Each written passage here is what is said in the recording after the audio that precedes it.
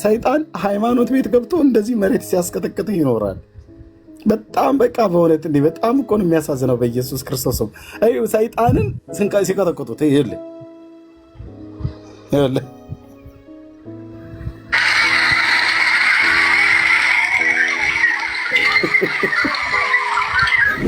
ምንድን ነው አሁን የሚባለው? በክርስቶስ ለዚህ ትውልድ ነው አሁን ወንጌል መሰበክ የለበትም ብላችሁ ምትሉት? ሰይጣን እንደዚህ ነው የሚደበደበው። በቃ አንድ ሰሙ የሚባል አሁን እየተሳደበን ደግሞ ለሱ መልስ ይዘ እንዳትመጣ አደራ ላለሁ ኤርምዬ፣ በእግዚአብሔር ፊት እዚህ ባሉ ቅዱሳን ፊት እነግርሃለሁ። አደራ እንዲሁ በእውነት ከሰማኝ ወንድሜ፣ በእውነት ነው ከሰማኝ አደራ፣ በቃ ተዋቸው። ላቱ እልፍ አእላፍ ገድላት ናቸው በእጆቹ የገቡ። አንድ ገድለ ማን ነው ገድለ ተክለ ሃይማኖትን እንኳን እንዲሁ 6 ወር ሙሉ ማገልገል እንችላለን። በገድለ ተክለ ሃይማኖት ስህተቱን አንስተን 6 ወር ገና መቼ ተነካ? ገድለ ገብረ መንፈስ ቅዱስ መቼ ተነካ? ገድላቱ መቼ ነካሃቸው? ስለዚህ ወደዛው ተመለስ ወንድሜ፣ በጣም ወደዛ ና፣ ወደዛ አይዞህ የኔ ወንድም፣ በጣም ይቅርታ አድርግልኝ። በቃ ተዋቸው። ወይዘሮ እንትና ነቢይ እንትናም ምናምን ነገር ሁሉንም እርግፍ አድርገህ ተወውና የጥንቱን አገልግሎት ቀጥልበት። በቃ ወደዛ ና። ሳሚን ማን እንደላከው አናቅም፣ ግን አሉ ሂዱና ስደቡት ብለው የሚልኩ ሰዎች ግን አሉ። የሚሰድቡኝን ሰዎች ሂዱና ስደቡት ብለው የሚልኩ ሰዎች አሉ። እነዛ ሰዎች ወንድሞችም እህቶችም ናቸው። እነዛ ሰዎችን ደርሼባቸዋለሁ። በጌታ መገለጥ እንደዚሁም በእውነተኛ ወንድሞችን መረጃ ማለት ነው።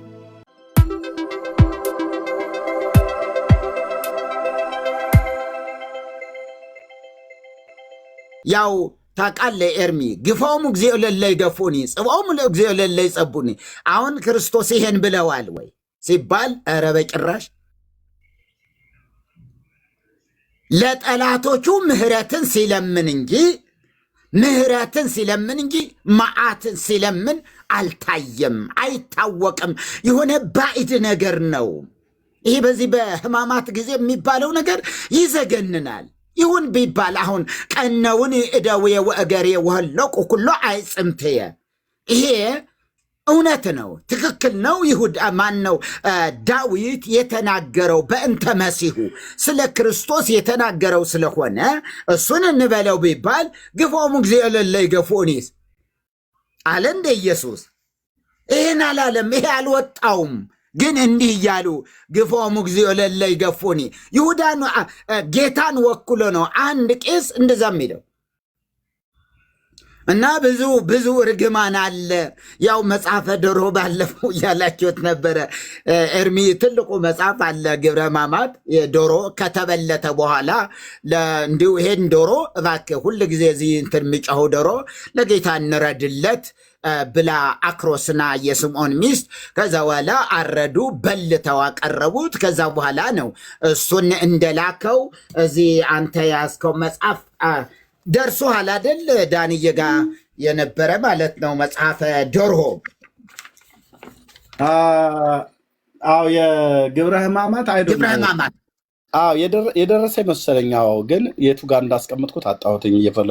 ትናንትና እየፈለግኩት ነበረ። በጣም ትልቁ መጽሐፍ ማለት ነው። አዎ ቦታው ግን የት እንዳስቀመጥኩት መርጌታ ዶኖስ የሆነ ቦታ ላይ አለ ማለት ነው። ፈልገዋለሁኝ። አዎ ገጽ 560 ምናምን አካባቢ እዛ ታገኘዋለ። ዶሮ ከተበለተ በኋላ ሂድና ይሁዳን ተከትለኸው ምን እንደሚሰራ ጠይቅ አለ። ከዛ ያ ዶሮ ደግሞ ተመልሶ መጥቶ እንዲያውም 115 ቁጥር ላይ ያ ዶሮ ለጌታችን ኢየሱስ ክርስቶስ ሰግዶ መሪር ልቅሶ እያለቀሰ በፊቱ ቆመ። የሰው ቃልም ተሰጠው። ያየኸውንና ጌታችን ኢየሱስም ያየውና የሰማውን ሁሉ በየተራ ተናገር አለው። ያን ጊዜ ዶሮ አፉ ተፈቶ ይሁዳ በቤቱ ያደረገውን ከአይሁድም 30 ብር እንደተቀበለ አይሁድም ተሰብስበው እንደተማከሩ ይሁዳም ተከተሉኝ እኔም ኢየሱስን አሳልፌ እሰጣቸዋለሁ እንዳላቸው እነርሱም በእጃችን ስጠን፣ በእንጨት ላይ ሰቅለን እንስቀለው ዘንድ በጦርም እንወጋው ዘንድ እንዳሉ በሰማ ጊዜ በሰው አንደበት ተናገረ ምናምን ነገር እያለ ይሄዳል። እሱ ወደፊት የምትሄድበት ይሆናል ፈልገውና ያው ድንጋዩም ነው የመሰከረለት ለይሁዳም። ድንጋይ ተነስተ እና ተነቅለና አለው። ድንጋዩ መጣ። በል እስኪ ምስክርነት ስጥ፣ ከነዚህ መካከል እኔን አሳልፎ የሚሰጠኝ ማን ነው? ዞረህ አናቱ ላይ ቆመህ ተናገር አለው።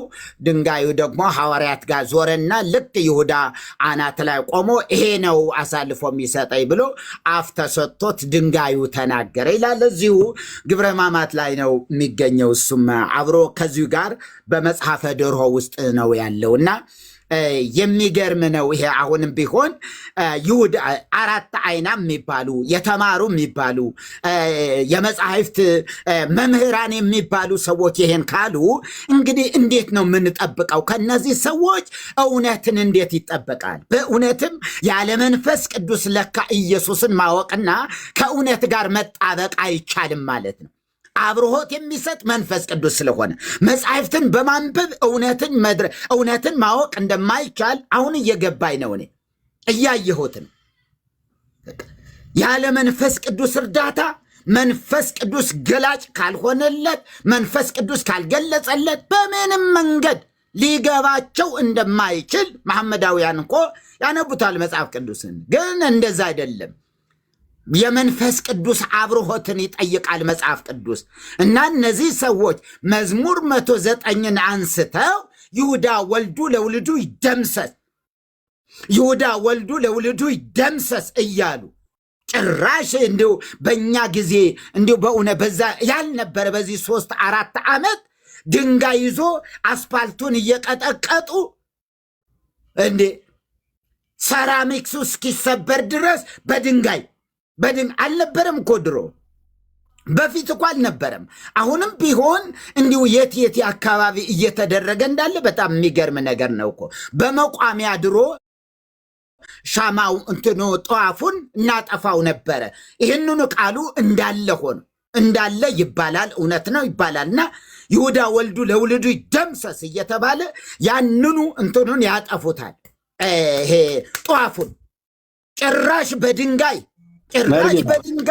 ተጀመረ ማለት ያው እዚህ ጋር ያየሁት በጣም ገርሞኝ በጣም አዘንኩ። በጣም አያችሁ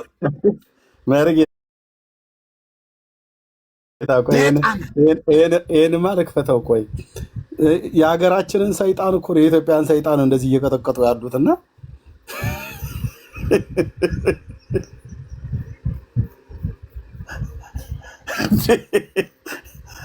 ይሄ አሜሪካ በየዓለሙ ላይ ሁሉ የሚሰራውን ሰይጣን ወደ ኢትዮጵያ ልኮ ነው እንደዚህ በዱላ ማስቀጥቀጥ። እዩ እንግዲህ ወገኔ ሰይጣን ሃይማኖት ቤት ገብቶ እንደዚህ መሬት ሲያስቀጠቅጥ ይኖራል። በጣም በቃ በእውነት እንዲህ በጣም እኮ ነው የሚያሳዝነው። በኢየሱስ ክርስቶስም እዩ ሰይጣንን ሲቀጠቅጡት ይኸውልህ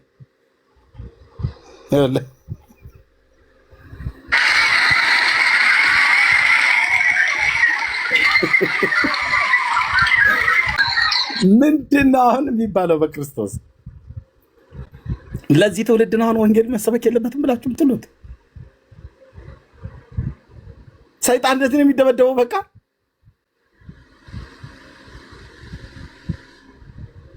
አሁን ይኸውልህ ሰይጣን ጥግ ላይ ቁጭ ብሎ ሙድ ይዞ ነው የሚስቅባቸው በዘመንኛው ንግግር። በቃ ዛሬ እንግዲህ እንሂድና ኦርቶዶክሳውያን ዛፈኒ ሲሰሩ እኒ ብለው ሰይጣን ከነ ግብረ አበሩ ተሰብስቦ የሆነ በአየር ላይ ምን በደመና ላይ ብቻ የሆነ ቦታ ላይ ቁጭ ብሎ ምን ጉድ ነው ብሎ የሚለው ሰይጣን ራሱ ምን ጉድ ናቸው ግን እንዴ!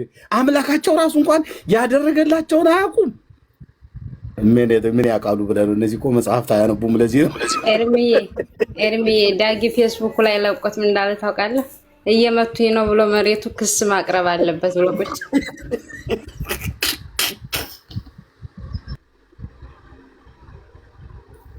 እና መሪ ቀጥል። አይተዋል አይደል መርጌታ? አይቸው እኮ በጣም ገረመኝ። እንደዚህ እስከዚህ ድረስ በምን አይነት ውድቀት ውስጥ ነው ያለች ምድራችን? ቤተ ክርስቲያኒቱ እንዴት ነው ተላልፋ የተሰጠችው? እንዴት አስተዋይ ታጣ? አስተዋይ ሰው ሞራንን ከሚሉ ሰዎች መካከል ቢያንስ ይሄ ትክክል አይደለም የሚል ሰው እንዴት ታጣ? ምድርን ደረቅ ምድርን አሁን ይሁዳ ብሎ ሰይጣን ብሎ መቀጥቀጥ ማለት ምን ማለት ነው? ሰይጣን መንፈስ እንደሆነ ሳይታወቅ ቀርቶ ነው? ያ ሳይታወቅ ቀርቶ አይደለም፣ ተላልፎ የመሰጠት ውጤት ነው። ይሄ ተላልፎ የመሰጠት ውጤት ነው። ከዚህ ውጭ ሌላ ሊባል ከቶ አይችልም። ከነ እርግማኑ የሚደረጉ ነገሮች ሁሉ በእውነት የእግዚአብሔር ቃል እውቀት ማጣት ሳይሆን እንዲሁ ያለ መንፈስ ቅዱስ የሚደረግ ነገር ሁሉ እኔ በዚህ ነው የገባኝ። መንፈስ ቅዱስ የሌለበት እውነቱ ይሄ ነው። ወደዚህ ነው ተላለ እስከዚህ ድረስ ነው የሚወድቀው። እስከዚህ ድረስ ነው። አሁን እዛ ጋር ሰንበት ተማሪ ሳይቀር ምን አለ እኮ ብዙ ምሁራንም አሉ። ግን ሰይጣንን መደብደብ አሁን አስፓልቱን ምኑን ሁሉ መቀጥቀጥ ምን ይባላል? ሰይጣን እዛ ነው እንዲ ያለ። ሰይጣን የሰውን አእምሮ ነው የሚይዘው። አእምሮን ነው የሚይዘው። ሰይጣን ቆሻሻ ስፍራ ላይ እንኳ አታገኙትም። ገንዳ ላይ እንኳ አይገኝም። ገንዳ ምን ሊሰራ? ገንዳ ውስጥ ምን ሊያደርግ? ጫካ ውስጥ ምን ሊያደርግ? እና ይሄ በጣም የቤተ ክርስቲያኒቱ ውድቀት ነው። እኔ አንድ ነገር ተናግሬ ልጨርስ። ይሄ የይሁዳ መልእክት በጣም መርጌታ ቆይ መዝሙር 108 በቅንፍ 109 እሱንም እናየዋለን። ጌታችንም ስለ አስቆሮቱ ይሁዳ የተናገረዋለ። ቤተክርስቲያኒቱም ደግሞ ይሁዳና ልጆቹ የልጅ ልጆቹ ይደምሰሱ ብላ የምትለው የስጋ ልጆቹ ነው ወይ? ስጋ ልጆቹ ከሆኑ አሉት ወይ? ካሉትስ አሳልፎ ለሚሰጠኝ ለዚህ ሰው ወየውለት ባይወለድ ይሻለው ነበር ያለው ጌታችን። ካሉትስ ልጆቹ እና የልጅ ልጆቹ ዘሩ ትውልዱ ካለ ለየትኞቹ ሐዋርያትና ለየትኞቹ አብያተ ክርስቲያናት በክርስቶስ ቤተክርስቲያን ታሪክ ውስጥ ለፋሲካ በዓል እንደዚህ የተጠበቀ ማለት ለትንሣኤ በዓል እንደዚህ የተጠበቀ እርግማንን ሀብተ በለዓም ያደረባቸው ሰዎች ሆነው አሁን እንደሚራገሙት ይራገሙ ነበር። እንደዚህ አይነት ትምህርት ቤቱ ጋር ነው የተገኘው። መጽሐፍ ቅዱስ የሚደግፈው ነው ወይ? አይ የስጋ ልጆቹ አይደሉም፣ የስጋ ልጆቹ ሳይሆኑ የግብር ልጆቹ ናቸው ከተባለም ደግሞ የይሁዳ የግብር ልጆች ዛሬም ጌታችን መድኃኒታችን ኢየሱስ ክርስቶስን አሳልፈው የሚሸጡ የሉም ብለን አንልም። አሉ። አምላክነቱን የካዱ አዳኝነቱን የካዱ መድኃኒትነቱን የካዱ በሱ መድኃኒትነት ብቻ ሳይሆን በሌሎች መድኃኒትነት መንግስተ ሰማያት እንገባለን ብሎ የሚል አስተምሮትም ያው ከአስቆሮቱ ይሁዳ የተለየ አይነት አስተምሮ የላቸውም። የእግዚአብሔር ልጅ ቅዱስን ደም ያክፋፉ ማለት ነው። የጸጋው መንፈስ ያክፋፉ የኪዳኑ ደም ደርኩስ ነገር የሚቆጥሩ አሉ። እነሱስ ቢሆኑ እንደዚህ ጠብቀን በየወሩና በየዓመቱ እንድንረግማቸው ነው የሚያዛው ወይስ በእውነተኛ ትምህርትና በእውነተኛ ስብከት በንስሐ ወደ እግዚአብሔር መንግስት እንዲመለሱ ያመኑት ክደውት ከሆነ የካዱትን ጌታ መልሰው እንዲታመኑበት በስብከትና በጸሎት ማገዝ ነው የሚጠበቅብን? ወይስ ልጆቻቸውና የልጅ ልጆቻቸው ይጥፉ ብሎ ዳዊት በጠላቶቹ ላይ መልካም ባደረገ ፈንታ ክፉን በመለሱለት ጠላቶቹ ላይ የተናገረውን ቃል ከመዝሙር 108 በቅንፍ 109 ላይ እየጠቀሱ የማይገናኝ ጥቅስን እየጠቀሱ በየመካከሉ እንደ ማስተዛዘል እየተደረገ የሚነገር ንግግር ከየት የመጣ ነው ብሎ የሚል ነው መርጌታ። አይ ቲንክ አባ መላኩ የሚባሉ አባ ብሎ ስለሚል መነኩሴ ይመስሉኛል ባልሳሳት። እሳቸውም ስለመጡ ከየት እንደሆነ ይንገሩንና መርጌታ ያወሯቸዋል። አይ ቲንክ አባ መላኩን ከሰማን በኋላ ማለት ነው ከየት እንደሆኑ። እንግዲህ ይቅርታ መነኩሴ ከሆኑ ነው አባ ብሎ የሚለው ለመነኩሴ ነው የሚሰጠውና እንኳን ደህና መጡ አባ መላኩ። መነኩሴ ነዎት? ከይቅርታ ጋር እሺ አልተሳሳትንም ማለት ነው። እንኳን ደህና መጡ። እንኳን ደህና ቆያችሁ። ጸሎትና እርግማን በኦርቶዶክስ ብሎ የሚል ርዕስ ነው የያዝነው። ብዙ መጽሐፍቶች አሉ። ያኪ እንግዲህ እርስዎ መነኩሴም እንደመሆንዎት መጠን የሚያውቋቸው አሉ፣ እኛም እናነሳቸው አሉ። አንዱ በዚህ በፋሲካ ወይ ደግሞ በትንሣኤ በዓል ከይሁዳ ጋር በተገናኘ በቤተክርስቲያን ውስጥ የሚባለውን ነገር ያውቁታል። ከመርጌታ ጋር እስኪ ያውሩ። መርጌታ ያውሯቸው። ምን ማለት ምን ለማለት ነው? ትክክል ነው አይደለም ለማለት ነው? ሀሳቡን ግልጽ ማድረግ ነው። ትክክል አይደለም ነው፣ እኛ ትክክል አይደለም ነው ብለን የምንለው።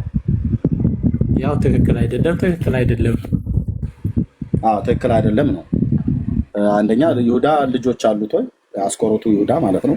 ጌታን አሳልፎ የሸጠው የአስቆሮቱ ይሁዳ የተባለ መጀመሪያ ያ ቃል ምንድን ነው ነው ማለት ትንሽ ሀሳቡም ዳዊት ለሌሎቹ የተራገመበትን ያልክ መሰለኝ ባልሳሳት አይደል? በነፍሴ ላይ ክፋትን በሚሹ ነው ብሎ ያለው እዛ ክፍል ላይ በመልካም ፈንታ ክፋትን የመለሱለት ከእግዚአብሔር ዘንድ እንዲሆንባቸው እንዲደርስባቸው ብሎ ነው ያለው ዳዊት። ያ ቃል መሰረታዊ ሀሳቡ ምንድን ነው ነው? ከዚህ ከዋናው ከዕብራይስጡ ወይም ደግሞ መሰረተ ሀሳቡ መሰረተ ምልክቱ ምንድን ነው የሚል ነው። ዳዊት እየተናገረው ያለ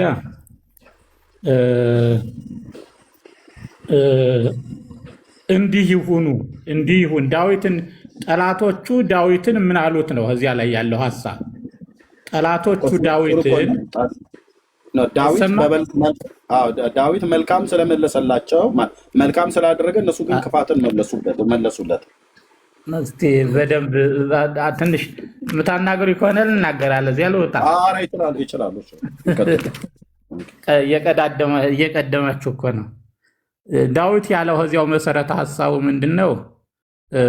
ለምሳሌ በአደባባይ ተረትቶ ይውጣ፣ ሚስቱ መበለት ይሁን፣ ልጆቹ ዳደጎች ይሁኑ እያሉ ይረግሙኛል ነው ሀሳቡ ራሱ። እንዲህ እያሉ ይሰድወ ያለ። ከዚያ በኋላ ምን አለ? እነሱ ይራገማሉ፣ አንተ ግን ባርከኝ። ዳዊት እየረገመ ሳይሆን ሌሎቹ የሚረግሙትን እርግማን በዝርዝር ለእግዚአብሔር እያቀረበ ነው ሀሳቡ ማለት ነው። አሁን ግልጽ ነው። እሺ ታዲያ በዚህ ክፍል ላይ ሐዋርያቱ ሹመቱን ሌላ ይውሰድ ብሎ የሚለውን ቃል ጠቅሰው በሐዋርያት ሥራ መጽሐፍ ምዕራፍ 1 ላይ እሱ ሌላ መዝሙር ነው። እሱ ደግሞ ሌላ ነው መዝሙር ያለ። እሱኛው መዝሙር ሌላ ቦታ ነው ያለ። ሁለት ላይ ነው ያለው እሱ መዝሙር። አቆራኘው ሐዋርያትን እየውልታይ ከአስቆሮቱ ይሁዳ ጋር ግንኙነት ከሌለው ታዲያ ይሁዳ ወልዱ ብሎ የሚለውን ቃል እርግማን ቃል ለምደ ቤተክርስቲያን የምትናገረው ነው እያልን ያለ ነው። አይደለም አካሄዱ ትክክል አይደለም እኮ ነው መጀመሪያው ላይ። አይ ምኑን አካሄዱ ትክክል አይደለም? እየነገርኩት አካሄዱ ትክክል አይደለም ነው ብለው የሚሉት። ሹመቱን ሌላ ውሰድ ብሎ የሚለው መዝሙር ሌላ ክፍል ላይ እንዳለ እኔ አውቃለሁ። አዎ ጴጥሮስ የጠቀሰው ክፍልና ጴጥሮስ የጠቀሰው ክፍልና እዚህ ላይ ዳዊት ያለው የተለያዩ ናቸው። ቆይ አንዴ መምህር እየተደማመጥን ከሆነ ጥሩ ነው። ኦኬ የጴጥሮስን ጥቀሰው የሐዋርያቱ ሌላ ምን ቦታ እንዳለ መዝሙር 109 ቁጥር 8 ላይ ዘመኖቹም ጥቂት የሆኑ ሹመቱንም ሌላ ይውሰድ ይላል አይደል? መዝሙር 109 እሱኛው እሺ፣ ያኛው ጴጥሮስ የጠቀሰው ጴጥሮስ የጠቀሰው ማለት ነው። እዚህ መዝሙር 109 ላይ እኔ በጠቀስኩት ክፍል ማለት ነው። ቃሉ ሌላ ቦታ ላይ ያኛው ነው ያምጡት። እሺ ያኛው ከሆነ እሺ፣ ሌላ ቦታ ላይ ያኛውን የጠቀሰው ሁለቱ የተለያዩ ናቸው። ይሄኛው እሺ ያምጡት፣ ይሄኛው የዳዊት ጠላቶች በእኔ ላይ ይህን ተናገሩ ነው ሀሳቡ በአጠቃላይ። ምክንያቱም 109 ምክንያቱም ከታች ስትወርድ እነሱ ይራገማሉ እንዲህ እያሉ ማለት ነው። ላይ የዘረዘረውን እርግማን በእኔ ላይ ይራገማሉ፣ አንተ ግን ባርክ። እነሱ ይራገማሉ፣ አንተ ባርክ የሚል ቃል ነው። በአጠቃላይ ይዘቱ መቼ እንደገባ ለማወቅ አይቻልም። ይህ እርግማኑ ትክክል ነው የሚለው ሀሳብ ለመውሰድም አይቻልም። መዝሙር 109 ያለው ያው በእንትኑ በግሪከኛው 108 ማለት ነው። በዕብራይስጡ ከሆነ 109 ያለው በግልጥ አስቀምጦታል። ለምን እንደሆነ ሹመቱ ሌላ ይውሰድ ብሎ የሚለውን ሌላኛው መዝሙር ላይ ያለውን ቃል እስኪ ጥቀሱት። ያኛው ደግሞ ከመዝሙረ ለጊዜው እንትን አላከቱም። ያኛው ደግሞ ከሌላ ቦታ ያለ ነው። እስኪ የሐዋርያት ሥራ ሊያቆራኘው ይችላል እንጂ የዚህ የመዝሙር 109 ቁጥር 8 ላይ ያለው ቃል አይደለም እያሉ ነው። ተመሳሳይ ነው። ተመሳሳይ ሀሳብ ነው። ሁለቱ ተመሳሳይ ናቸው።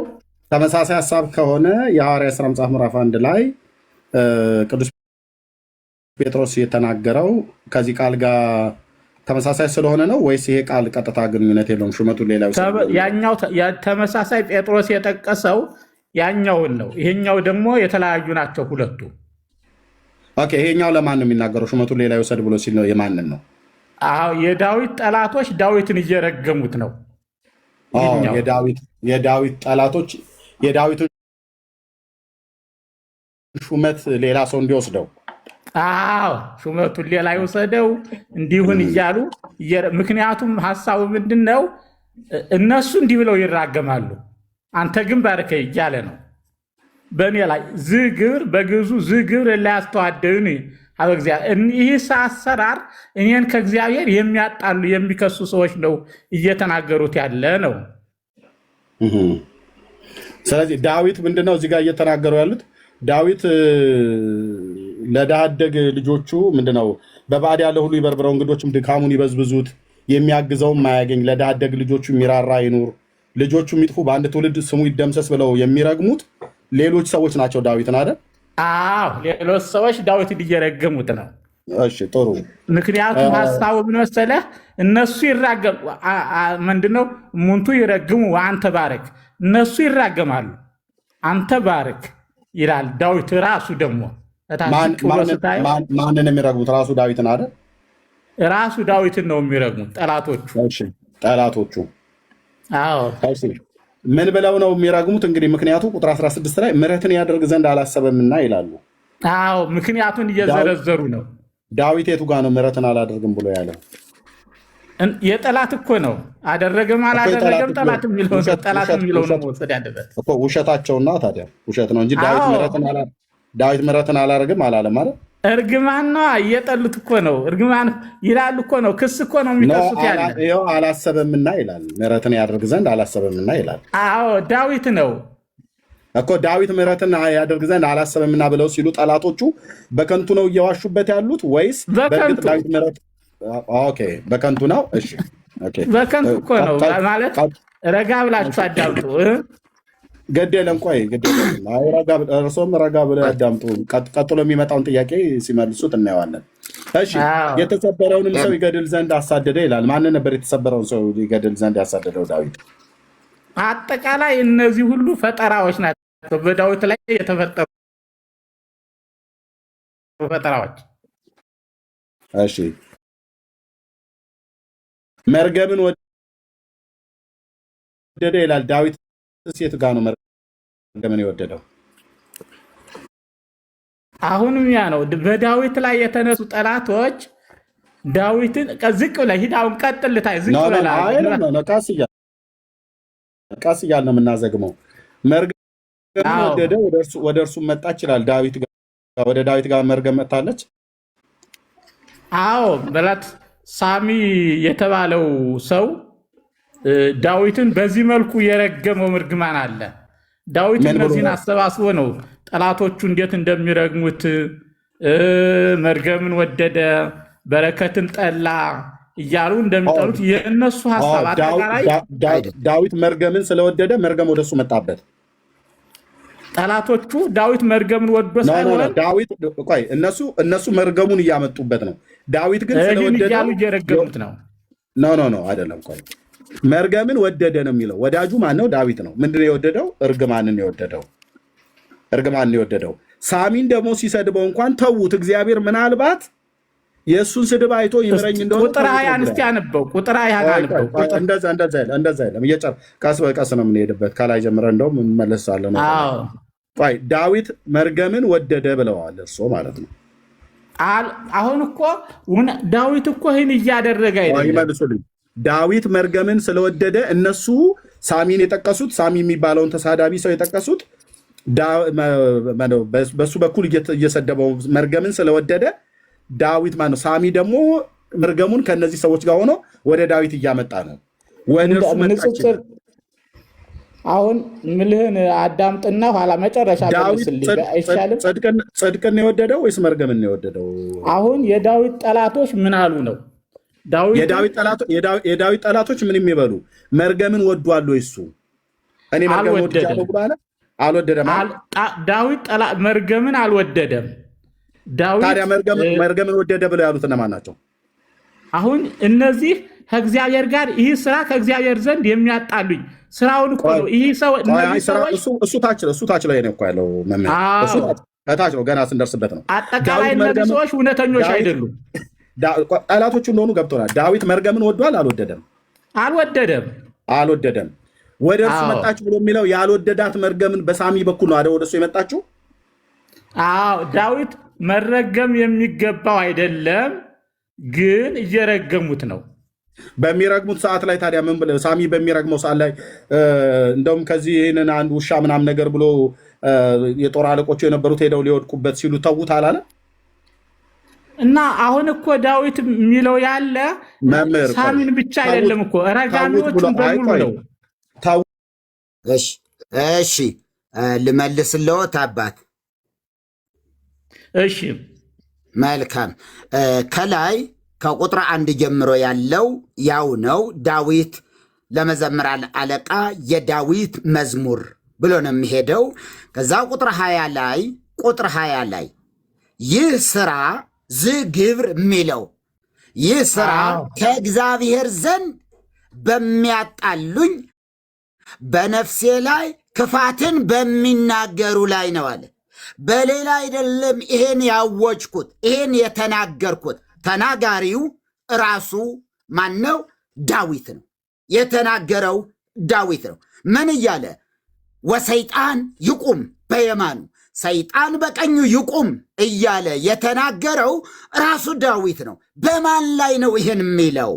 ልጆቹ ተናውጠው ይቅበዝበዙ፣ ይለምኑ፣ ከስፍራቸው ይባረሩ፣ ባለ ዕዳም ያለውን ሁሉ ይበርብረው፣ እንግዶች ድካሙን ሁሉ ይበዝብዙት፣ የሚያግዘውንም አያግኝ፣ ለድሃ አደግ ልጆቹም የሚራራ አይኑር፣ ልጆቹ ይጥፉ፣ በአንድ ትውልድ ስሙ ደምሰስ። የአባቶቹ ኃጢአት በእግዚአብሔር ፊት ትታሰብ፣ የእናቱም ኃጢአት አትደምሰስ። በእግዚአብሔር ፊት ሁል ጊዜ ይኑሩ፣ መታሰቢያቸው ከምድር ይጥፋ። ምሕረትን ያደርግ ዘንድ አላሰበምና ችግረኛንና ምስኪን ልቡ የተሰበረውንም ሰው ይገድል ዘንድ አሳደደ። መርገምን ወደደ፣ ወደ እርሱም መጣች፣ በረከትንም አልመረጠም፣ ከእርሱም ራቀች። ስለማንም ያወራው ይሄ በረከትን መርገምን ወደደ፣ ወደ እርሱም መጣች። ወደ ማን መጣች? እርሱ እያለ ያለው ይሄ ነው። ለሌላ ሰው ይህ ስራ ብሎ አንድምታው ላይ ከፍቼ ላሳየዎት። ይቆዩ። አንድምታው አይደለም፣ እዚህ አልተግባባንም። አይደለም ይቆይ፣ ችግር እነርሱ ይራገማሉ፣ አንተ ግን ባርክ። አሁን ረጋሚዎቹ እነማን ናቸው? እነርሱ ይራገማሉ እያለ እኮ ነው። እነርሱ ይራገማሉ ይላል። ቁጥር እንትን ላይ ይዩት። ይቆይ፣ አሳየዎታለሁ። እሺ አይደለም፣ በስሜት እኮ አይተረጎምም መጽሐፍ። አይተረጎምም፣ በእውቀት እንጂ በስሜት አይደለም። እሺ አሁን ለምሳሌ እዚህ ጋር ይታየዎታል። እስኪ በትልቁ ኤርሚዬ ወደ ትልቁ ቁጥር 28 ይሄዱ። ቁጥር 28 እሱን እሄድልዎታለሁ። ከላይ ልጀምር ብዬ ነው። ይኸውልዎት አይደለም፣ እሱ አይታየኝም ለኔ። ቁጥር 28 ላይ እኔን አለም። ቁጥር 20 ይታየዎታል። እስኪ ቁጥር 28 እሄዳለሁ ወደዛም ይሄዱ። እዚህ ጋር ቁጥር 28 ቁጥራቸው በቃ ሐሳብ እነርሱ ይራገማሉ አንተ ግን እዚህ ቁጥር 20 ላይ ዝግብር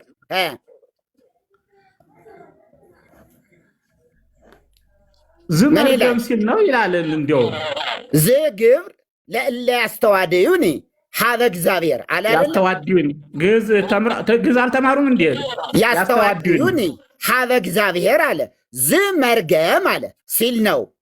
ይህ መርገም እኔን ከእግዚአብሔር ጋር በሚያጣሉኝ በሚያሳጡኝ በጠላቶቼ ይሁንባቸው።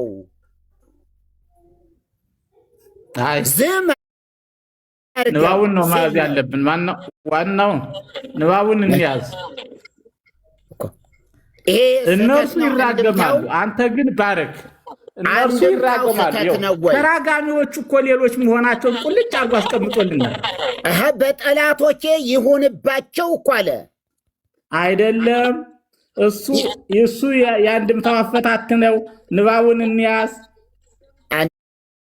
አንድምታው ልክ አይደለም። ቁጥር 28 ምን ይላል? ቁጥር 28 ልክ ነው አይደለም?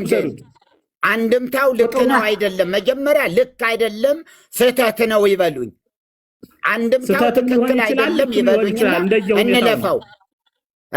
አዎ ተናገር። ትክክል አይደለም ገጸ ንባብ ቀጥቃላ ቃል ነው እንጂ የሚያዝ የአንድምታ ትርጉም መመሪያ አይሆንም እንዴ? እኔን ከእግዚአብሔር ጋር በሚያጣሉኝ በሚያሳጡኝ በጠላቶቼ ይሁንባቸው እያለ ነው እኮ ዳዊት። እሺ እንግዲያ እነሱ ይራገማሉ አንተ ግን ባረክ ሲል ምን ማለቱ ነው? እነሱ ይራገማሉ። እውነት ነው፣ ቃል በቃል ነው እኮ። አዎ እና ቃል በቃል ነው የምፈልገው። ይተውት፣ አንድምታው እንዲህ የሚባለውን ይተውት። በቃ እኮ ተሳስተዋል፣ ትክክል አይደለም ይበሉኝ። አንድምታው ከተሳሳተ ተሳስቷል። ቃል በቃል ነው የምወደው። ስለዚህ አንድምታውን አይቀበሉትም። የምቀበልበት አለ፣ የማልቀበልበትም አለ። እንደዚህ ተብሎ ሳይሆን እዚህ ክፍል ላይ ቁጥር 20 ላይ ያለውን መምህር አንድምታው የምቀበለውም አለ የማልቀበለውም አለ አይደለም። እዚህ ክፍል ላይ ቁጥር 20 አሁን መርጌታ ያወጡት ላይ አንድምታውን ሲተረጉሙት አባቶች ተሳስተዋል ነው ይሄ ክፍል ተሳስተዋል ነው ብሎ የሚሉት እርሶ? አዎ በዚህ ሀሳቡ ላይ በሱ ሀሳብ አጥርተው ቢሄዱ ከመርጌታ ጋር ቀጥሉ፣ አጥርተው ቢሄዱ ለማለት መርጌታ ቀጥሉ። እሺ እነርሱ ይራገማሉ አንተ ግን ባረክ ብሎ ስለመለሰው እነርሱ ምን ብለው ተራገሙ ነው ያለው። ከላይ ያለውን ቃል ስለረገሙት ነው። ምክንያቱም ይህ ቃል ፈች ነው። መጽሐፍ ቅዱስ መፍታት ያለብን በመጽሐፍ ቅዱስ እንጂ እዚያም አምጥተን እዚያም ለቃቅመን ያ ይላል ይህ ይላል በማለት አይደለም። መጽሐፍ ቅዱስ ራሱ ይተረጉማል። ራሱ መጽሐፍ ቅዱስ ልክ ግን ምን መሰለዎት፣ አሁን በዚህ ነገር ላይ አባቶችስ ምን አሉ? ለመሆኑ ይሄ ክፍል ምን ብለው ተረጎሙት ብለን ለማየት ነው የሚያገለግለን እንጂ ከዋናው ምስጢር ከዋናው ቃል ከዋናው ቃል ይበልጣል ማለት አይደለም። ነገር ግን ዝመርገም ሲል ነው። ይህ መርገም እኔን ከእግዚአብሔር ጋር በሚያጣሉኝ በሚያሳጡኝ በጠላቶቼ ይሁንባቸው። ወለእለ ይነቡ እኩየ ላዕለ ነፍሴ በሰውነቴ ክፉ ነገርን በሚናገሩብኝ ሁሉ ይሁንባቸው። ማን ነው ይሄን እያለ ያለ? ዳዊት ነው። ዝመርግም ማለት እነዚያ የተናገሩት ማለት ፍች እኮ ያው ነው። አሁን ይህ መርገም እኔን በሚረግም ይህ መርገም እነዚህ እንዲህ እያሉ ከዘረዘረ በኋላ እኮ ነው። እንዴት ብለው እንደረገሙት እኛን ምን እንዳውቃለን? አልነገረን። ስለዚህ ይህንኑ መርገም በጠላቶቹ ላይ ይሁንባቸው እያለ እየተራገመ ነው አይደል? አይደለም፣ እየተናገርኩ እኮ ነው። እንዴ አያዳምጡም እንዴ? እምለው ያለሁ እኮ ይህንን እርግማን ተናግረውብኛል። በኔ እርግማኑን ከዘረዘ ለምሳሌ አንድ ሰው እገሌ እንዲህ ብሎ ሰደበኝ፣ ግን ይህ ስድብ በሱ ላይ ይሁን ማለት ነው ሐሳቡ። ጠቅለል ሳረገው እገሌ እንዲህ ብሎ ሰደበኝ፣ ይህ ስድብ ግን የሱ እንጂ የኔ አይደለም፣ በሱ ላይ ሆነ በሱ ላይ ይሁን ማለት ነው ዳዊት። ምክንያቱም ከታች ያለው ሐሳብ ነው እነሱ ይራገማሉ፣ አንተ ግን ባረክ። ምን ብለው ነው የረገሙት? ከላይ ያለው ቁጥር 3 ማስረጃዎች ላቅርብና ልወጣ ነው። አንደኛ ከላይ ስላለው ነገር አይደለም የሚናገረው የኃጢአተኛ ምን አለ በዳዊት? እሺ ጥያቄ መልሱ። የኃጢአተኛ አፋውን ዳዊትን ምን አሉት? ዳዊትን እኮ ስንቶች አሳተውታል እኮ ከቤተ መንግስቱ አባረውታል። አይደለም እንዴ? እዚህ ላይ ባለው ከልጁ ጀምሮ ያን ሁሉ ያደረጉበትን ነገር ዳዊት ይናገራል፣ ይመሰክራል። ምን አሉ? ኃጢአተኞችና ተንኮል ተጽፏል እኮ። የተጻፈውን ነው የምጠይቅ። የተጻፈውን ነው እኮ የምነግረውት ያለው ኃጢአተኞችና የኃጢአተኞች አፍና የተንኮለኛ አፍ ዳዊትን ምን አሉት? ቆይ እንደዚህ ልውጣና ያው ጥሬ ቃሉ አሁን መጽሐፍ ቅዱሱ በራሱ የሚናገረን ፍንትው ያለ እውነት ነው። ምንም አይነት አያሻማም። ዳዊት የጠላቶቹ የተናገሩትን ንግግር አይደለም ይዞት የቀረበ ጠላቶቹ ያሉት ነገር አለ። ጠላቶቹ ያደጉበት ነገር አለ። ስለዚህ እዚህ ጋር ግን ራሱ ኦሪጂናል ተናጋሪው ዳዊት ነው። የሰዎቹ ንግግር እያንጸባረቅ አይደለም፣ መልሶ ወደ ራሱ እየወሰደው አይደለም። የነገሩት ነገር አለ። ምን አሉት? ጠላቶቹ ምን አሉት? ጠላቶች ረግመውታል። ጠላቶች ደግሞ እኔ የጸለይኩላቸው እኔ የባረኳቸው እነሱ ግን ይረግሙኛል ብሎ የተናገረበት ክፍል ነው። ይሄው ራሱ ምን ብለው ረገሙት? ረግመውታል። እሱ ነው የሚያውቀው። ምን ብለው ይህንን የተናገረበትማ ይሄው ራሱ አለ። ምን ብለው? እንዴት ምን ብለው ማለት ምን ብለው? ወይን ይሄን ምን ብለው ይበሉ? ወይን ይሄን መልስ ወይስ ወይ መልስ? ይኸው እሱ እኮ ይህንን የተናገረው ጠላቶቹ በተናገሩበት ነገር ላይ ነው። መጽሐፍ እንዲህ ይላል። ለምሳሌ ሐዋርያ ጳውሎስ ስለ ጻፋችሁልኝስ ብሎ ይናገራል። ምን ብለው ጻፉለት አንልም። ምን ብለው ሐሴታችሁማ ግልጽ ነው። ሐሴት አለመቅረብ ብለው ይሻላል ብለው ተነግሮ ይመስማ እዚሁ አለ። እዚህ ላይም አለ የጠላቶች የዳዊት መዝሙር በአጠቃላይ እኮ አባ የዳዊት መዝሙር ነው ይሄ። ዳዊት የተናገሩት ነው። ሌሎች ሰዎች የተናገሩት እያንጸባረቅ አይደለም። ሌሎች ሰዎች እንዲህ ብለውኛል እያለ አይደለም ነው። ምን ብለው ረገሙት ነው ጥያቄው። ይረገሙት ብሏል። ምን ብለው ረገሙት? አዎ ይራገማሉ፣ ይረግሙታል። እነ ሳሚ ለምሳሌ ሳሚ የሳኦል ዘመድ የሆነው ሳሚ ትቢያ እየነሰነሰ አፈር እየበተነ አንተ የደም መሬት እያለ አንተ የደም ሰው እያለ ይበትንበት ነበር፣ ይረግመው ነበር። ሌላ እንሂድ። በዚህ መሰረትማ ይሄው እኮ ተጻፈ እኮ በግልጽ ነው እኮ የተጻፈ። አይደለም አሉኝ። እሺ በሉ እየወጣሁ ነው እንግዲህ። ለምን ይወጣሉ? አንድምታውን አለመቀበሉ በጣም አድንቄዎታለሁ። የተሳሳተ ትርጉም ነው የነሱ ትርጉም ማለቱ ወጥ እንዴ? እሺ ለሌሎቻችሁ ግን ሳሚ የተባለ ሰው ይረግመው እንደነበረ መጽሐፍ ቅዱስ ያወራል። መጽሐፍ ቅዱስ ይናገራል፣ በስፋት ይናገረዋል። አንተ የደመር ከኋላው እየተከተለ እንደውም ወታደሮቹ የዳዊት ተከታዮች ምን ይሉ ነበረ? እንግደለው ወይ እንምታው ወይ ሲሉት ታውት። ምናልባት እግዚአብሔር ልኮት ከሆነስ? ምክንያቱ ኃጢአቱን ያውቃል፣ ዳዊት በደሉን ያውቃል፣ እግዚአብሔርን እንደበደለ ይገባዋል። ስለዚህ ይሄ ሰው መራገሙ ምን ብሎ ነው የሚያስበው ማለት ነው? በቃ እግዚአብሔር ልኮታል ማለት ነው። እግዚአብሔር ልኮት ሊሆን ስለሚችል ተውት ይርገመኝ ብሎ የፈቀደበት መንገድ አለ። እዚህኛው ላይ ግን እገሌ ለሚባል ተራጋሚ እነ እገሌ ለሚባሉ በሚል ምልከት አይደለም። በቀጥታ የሚናገረው እነዚያን ምን እያለ ነው?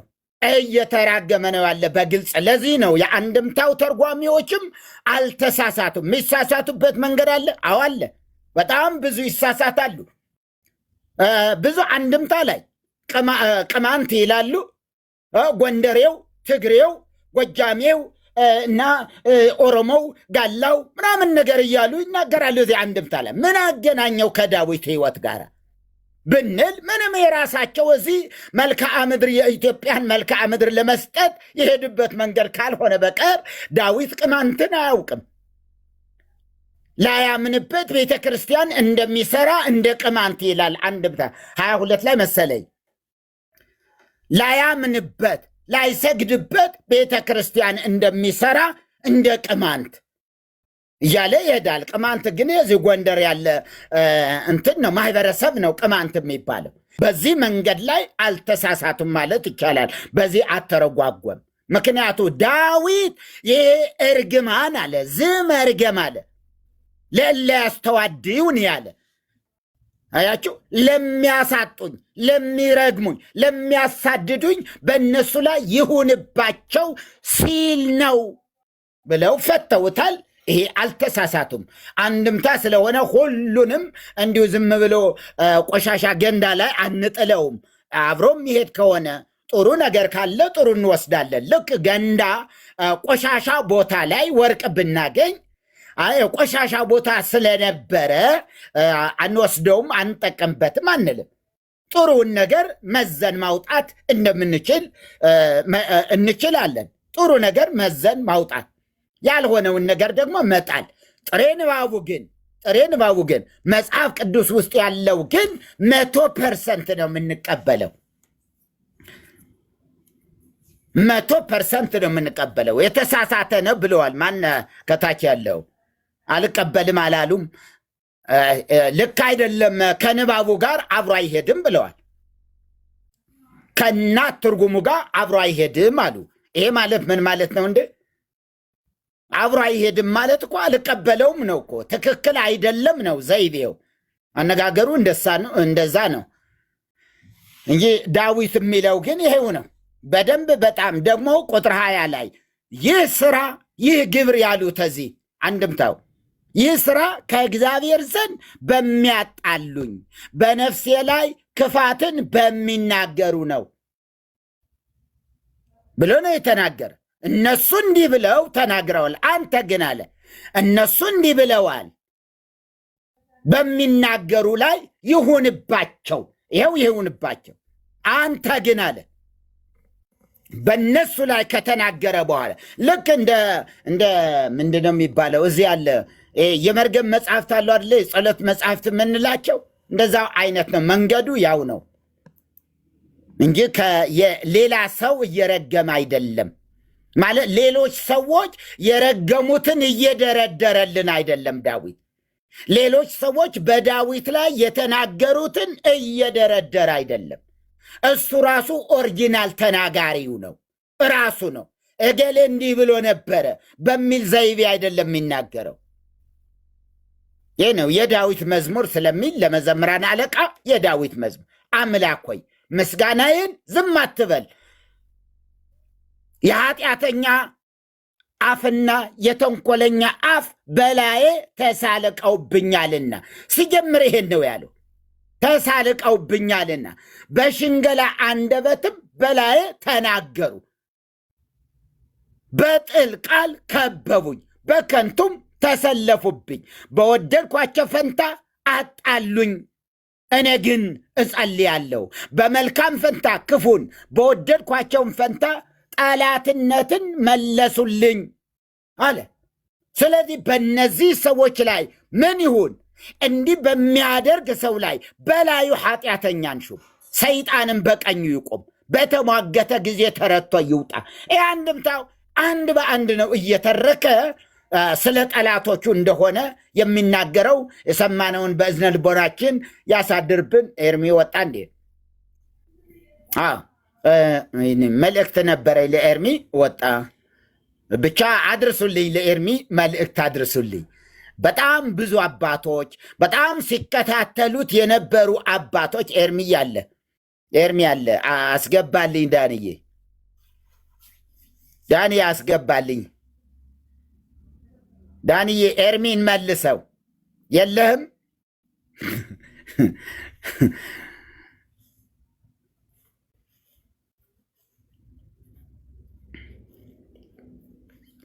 ሌሊት ነው ከሱ እሺ ግን አንዴ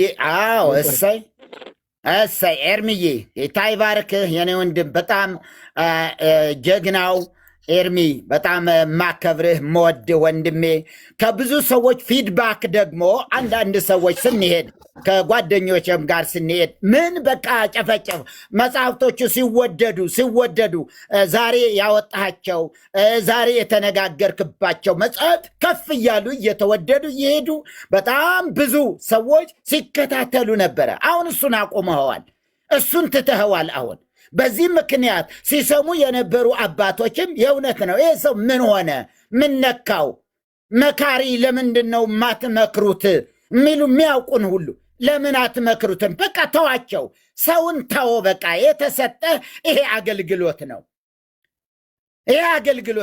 የሆነ ኤርሚ ብሎ የሚሳደብ ቢኖር ለምሳሌ ማነው አንድ ሰሙ የሚባል አሁን እየተሳደበን ደግሞ ለሱ መልስ ይዘ እንዳትመጣ አደራ ላለሁ ኤርሚዬ፣ በእግዚአብሔር ፊት እዚህ ባሉ ቅዱሳን ፊት እነግርሃለሁ አደራ። እንዲሁ በእውነት ከሰማኝ ወንድሜ በእውነት ነው ከሰማኝ አደራ፣ በቃ ተወው። በቃ ያንተ ስራ ከዚህ ቀደም ነግሬሃለሁ። አይጥ ለመግደል ላውንቸር ሽጉጥም እንትንም አያስፈልግም፣ መጥረጊያ ነው የሚያስፈልገው። መጥረጊያ ነው የሚያስፈልገው። የተሰጠ ጸጋ የተሰጠ ራእይ አገልግሎት አይደለም። የዚያ ሁሉ ገድላቱ ድርሳናቱ የተሰጠህን ወደ ጎን ትተህ ከዚያ በኋላ ያችኛዋን እንትናን በጭራሽ አይመጥንህም፣ ከአንተ ጋር አብሮ አይሄድም። አንዳንድ ሰዎች መረጃ እያሉ ከዛም አንተን ለማርከስ ካልሆነ በቀር አንተን እዛ ጋር ለማውረድ ካልሆነ በቀር በጭራሽ አይመጥንም። ክብርህን በደንብ አድርገህ ጠብቀህ ቀጥል። ገድላቱ እልፍ አእላፍ ገድላት ናቸው በእጆቹ የገቡ። አንድ ገድለ ተክለ ሃይማኖትን እንኳ እንዲሁ 6 ወር ሙሉ ማገልገል እንችላለን። በገድለ ተክለ ሃይማኖት ስህተቱን አንስተን 6 ወር ገና መቼ ተነካ? ገድለ ገብረ መንፈስ ቅዱስ መቼ ተነካ? ገድላቱ መቼ ነካሃቸው? ስለዚህ ወደዛው ተመለስ ወንድሜ፣ በጣም ወደዛ አይዞህ የኔ ወንድም፣ በጣም ይቅርታ አድርግልኝ። በቃ ተዋቸው። ወይዘሮ እንትና ነቢይ እንትናም ምናምን ነገር ሁሉንም እርግፍ አድርገህ ተወውና የጥንቱን አገልግሎት ቀጥልበት። በቃ ወደዛ ና ወደዛ። ስለዚህ መልስ እንዳትሰጥ። አሁን ሰሞኑ ያየው ከትናንትና ነፍሴ እየተጸየፈ እያዘንኩ ነበረ። ደግሞ ምን እያልኩ ነው? እንዲሁ ኤርሚ አሁንም ደግሞ ለዚህ መልስ እሰጣለሁ በራሱ አይመጣም። ግን ሰዎች ይኸው ጉዱን፣ ይኸው የእንትና ጉድ፣ ይኸው የድሮ ያደረገው ይኸው። ኧረ ተወው እሱን እንዴ! በጣም ትልቅ መሳሪያ ነው እኮ የተሰጠ። ትልቅ በምድሪቱ ጨለማ ያለበሰ የምድሪቱን መርገም ልትሰብር እንጂ ግለሰብ ላይ አይደለም። ኤርሚዬ እኔ በጣም ነው ያዘንኩ። መቼም ካንተ በላይ አላቅም። ያለው ራእዩም ድምፅም ትሰማለህ። የመንፈስ ቅዱስን ድምፅ የምትሰማ ወንድም ነህ። ተዋቸው።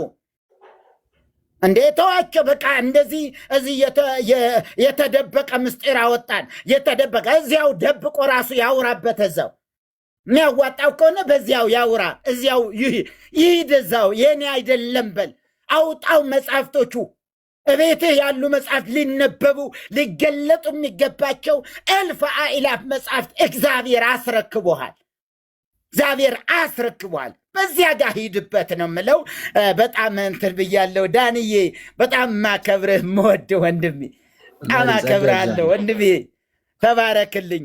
እና በጣም ሶሪ እንግዲህ ያንተ ጊዜ ነው እንትን ያልኩ። ለኤርሚ ግን በቃ ውስጤ እያዘነ እና እዛ ስንሄድም ቤተ ክህነት ምናምን አካባቢ ምን ሆኖ ነው ይህ ሰው በቃ የተወው እማይል ሰው የለም እንዴ? ምን ሆኖ ነው የተወው ነው የሚልህ እዚህ እንትና ጋ ወይዘሮ እንትና ነብይ እንትና ጋር ማንም አያይም። እኔም አልገባም። የእውነት አላቀውማ አላቅበትም። ማልገባው ስለማላ ገድል ይዘህ ብትወጣ እገባለሁ፣ ቢያንስ እሞክራለሁ።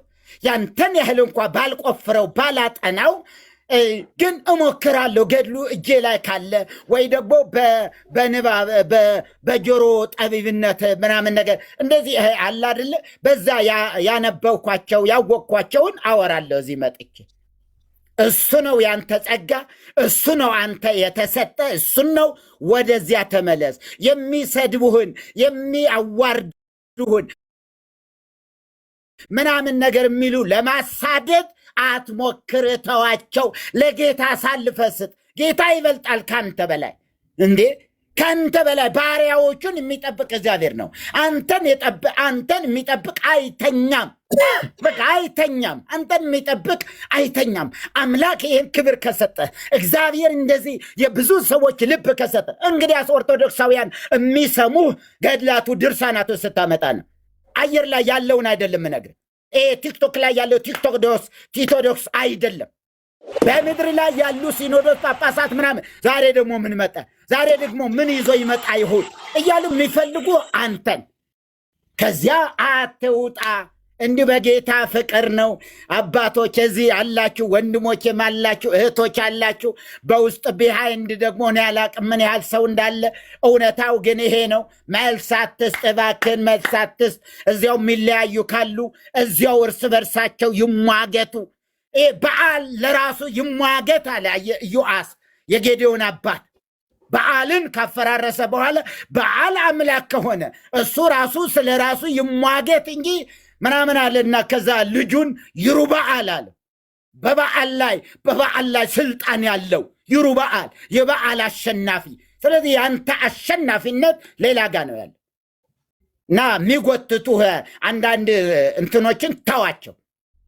ጌታ ይባርክ ዳንዬ፣ እግዚአብሔር ይባርክ። ጥሩ አገልግሎት ነው ያለህ አንተም፣ እግዚአብሔር ይመስገን። ኤርሚ እንግዲህ ሶሪ ብያለው፣ ይቅርታ።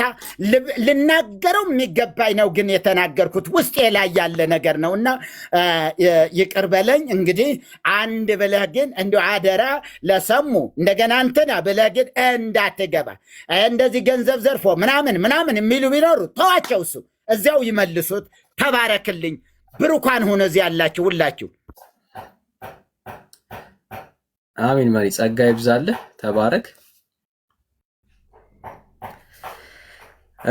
ያ ተባረኩ። ጌታ ኢየሱስ ይባርካችሁ። ሶሻል ሚዲያ ላይ ፌመስ ለመሆን በቃ ኤርሚን መስደብ ነው፣ አለቅ። እሱን ነው የሚያደርጉትና ለዚህ ነው ወንድምነትም አይ ቲንክ በትዕግስት ዝም ብሎ እያያቸው ያለውና በቃ ይሄ የታወቀ ነው። ኦልሞስት ኖርንበት። መሪ በቃ ፌመስ ለመሆን ሲፈልግ የግድ ታይትል ከፍቶ ታይትል ሰጥቶ ኤርሚን ከሰደበ ብዙ ሰው ይሰማዋል፣ ብዙ ሰው ያደምጠዋል። እና አንዱ መንገድ ነው ፌመስ ብቻ ሳይሆን ገቢም ማግኘት ከፈለገ ሰፖርት ማግኘት ከፈለገ የሚያደርገው እሱ ነው። ከፍቶ ኤርሚን ርዕስ አድርጎ ማውራት ነውና ያ እንቀጥላለን። ወንጌል ይቀጥላል። ምንም አማራጭ የለንም። ወደኋላ አንልም። ፎከሳችን ኢየሱስ ብቻ ነው። የተጠራንበት እሱ ላይ ነው የምንቀጥለው። ሌላ አጀንዳ አይሰጡንም። ርዕስም አንቀይርም። ርዕሳችንም አጀንዳችንም ኢየሱስ ብቻ ነውና ግን ያው እንጸልይላለን ወንድምነት። ያ ቴንኪው መርጌታ፣ በጣም ነው የማመሰግነው ወንድምነት። ቴንኪው። ሁሉ ነገር እዚህ አይወራም። ላውራ ብዬ ካልኩ ግን የሚወራ ታንጀብል የሆነ ተጨባጭ ነገር እጄ ላይ ያለኝ። ሳሚን ማን እንደላከው አናቅም፣ ዳዊትን እንዲሰድበው። ዳዊት ግን ምናልባት እግዚአብሔር ልኮት ይሆናል ብሎ በሚል ተውት ብሎ አለ። አሉበት እዚሁ ገስት ላይ ይቀመጡ የነበሩ ሰዎች ሁሉ ጭምር ማለት ነው። እና ግድ የለም መሪ በውስጥ አወራሃለሁ።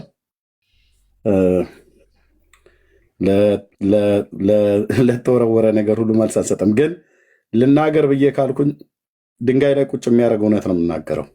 እውነት ነው፣ ስድብ አይደለም የምናገረው፣ እውነት ማለት ነው። ብዙ ሰው በውስጥ ጻድቅ ነው፣ በውጭ ጻድቅ ነው፣ በውስጥ ግን መርዝ ነው። እና ሳሚን ማን እንደላከው አናቅም፣ ግን አሉ ሂዱና ስደቡት ብለው የሚልኩ ሰዎች ግን አሉ። የሚሰድቡኝን ሰዎች ሂዱና ስደቡት ብለው የሚልኩ ሰዎች አሉ። እነዛ ሰዎች ወንድሞችም እህቶችም ናቸው። እነዛ ሰዎችን ደርሼባቸዋለሁ። በጌታ መገለጥ እንደዚሁም በእውነተኛ ወንድሞችን መረጃ ማለት ነው። ስማቸውን ብናገር ጉድ ነው የሚፈላው፣ ግን አላደርገውም። ብድራታቸው እንደ መንገዳቸው እግዚአብሔር ይክፈላቸው። ጸጋ ይብዛልህ ስለሰጠህኝ ወንድማዊ ምክር መርጌታ። ቴንኪው ወንድምነት፣ ቴንኪው። ወደ ሀሳቡ እንመለስ። አላወራውም። ላውራ ብዬ ካልኩ ወንድሞች እህቶቼ፣ እነዛ ሰዎች መጥተው ፊቴ ማውራት አይችሉም። ፊቴ ምንም የጽድቅ ቁመና ስለሌላቸው ማውራት አይችሉም። የአባቶች አምላክ ምስክር ነው። እና ባለፈው እየተናገርኩ ነበር። ይሄን ድጋሚ መናገር አልፈልግም። ታው ትናንትና ወንጌል ሲሉ የነበሩ ናቸው ዛሬ የወንጌል አይደለም የኔ ጠላቶች ሆነው የተነሱ እና ይቅር ቅድም የጠራው ሰውዬ ማን እንደላከው በደንብ መረጃው አለኝ መሪ እና ይቅር። ቴንኪ ወንድምነት፣ ቀጥሉ።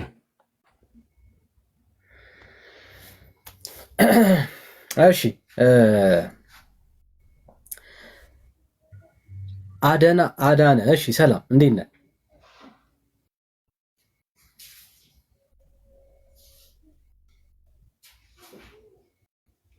እሺ ሌላ ኦርቶዶክሳዊ ሌላ ቤተክርስቲያኒቷን የምታውቁ ሰዎች ካላችሁ ምንድነው ያነሳነው ሀሳብ በደንብ በማስተዋል እንድትሰሙ እንፈልጋለን።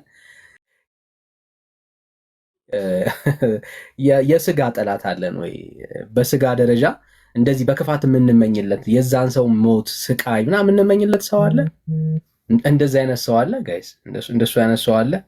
እሱን ነው እየጠየቅን ያለ ነው። ምክንያቱም ቤተክርስቲያኒቷ ውስጥ የሚገራርሙ ጸሎቶች አሉና ምናልባት እናነሳችኋለን ካላችሁ እንድናወራ ማለት ነው። እሺ ሰላም ግሪን፣ ጤና ይስጥልኝ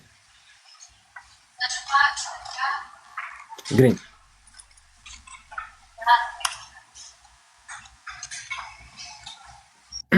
እሺ ኦርቶዶክሳውያን ካላችሁ መግባት ትችላላችሁ።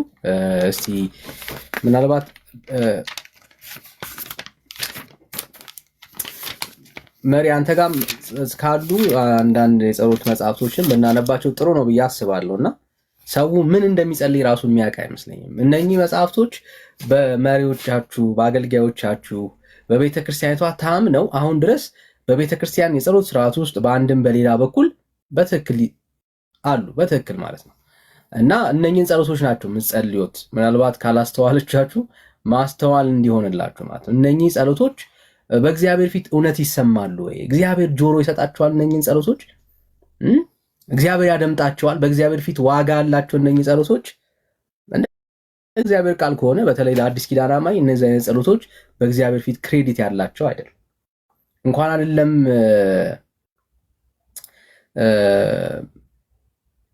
ገና ተሳደድን ብለን እያሳደዱና በድንጋይ እየተወገሩ እንኳን የተሳደዱና በድንጋይ እንኳን እየተወገሩ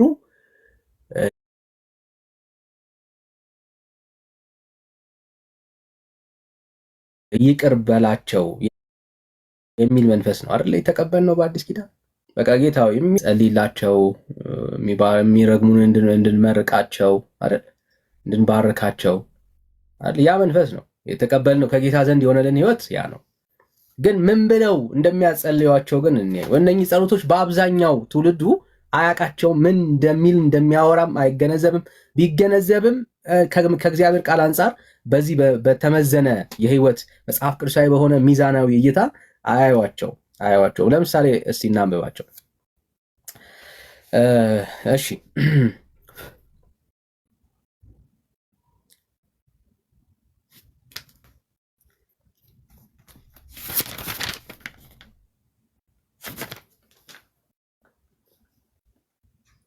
የሚመርቁኝ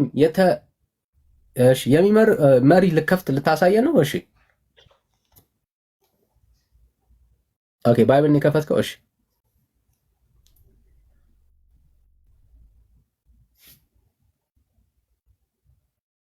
ሚዩት ነህ መሪ፣ ሚዩት ነህ።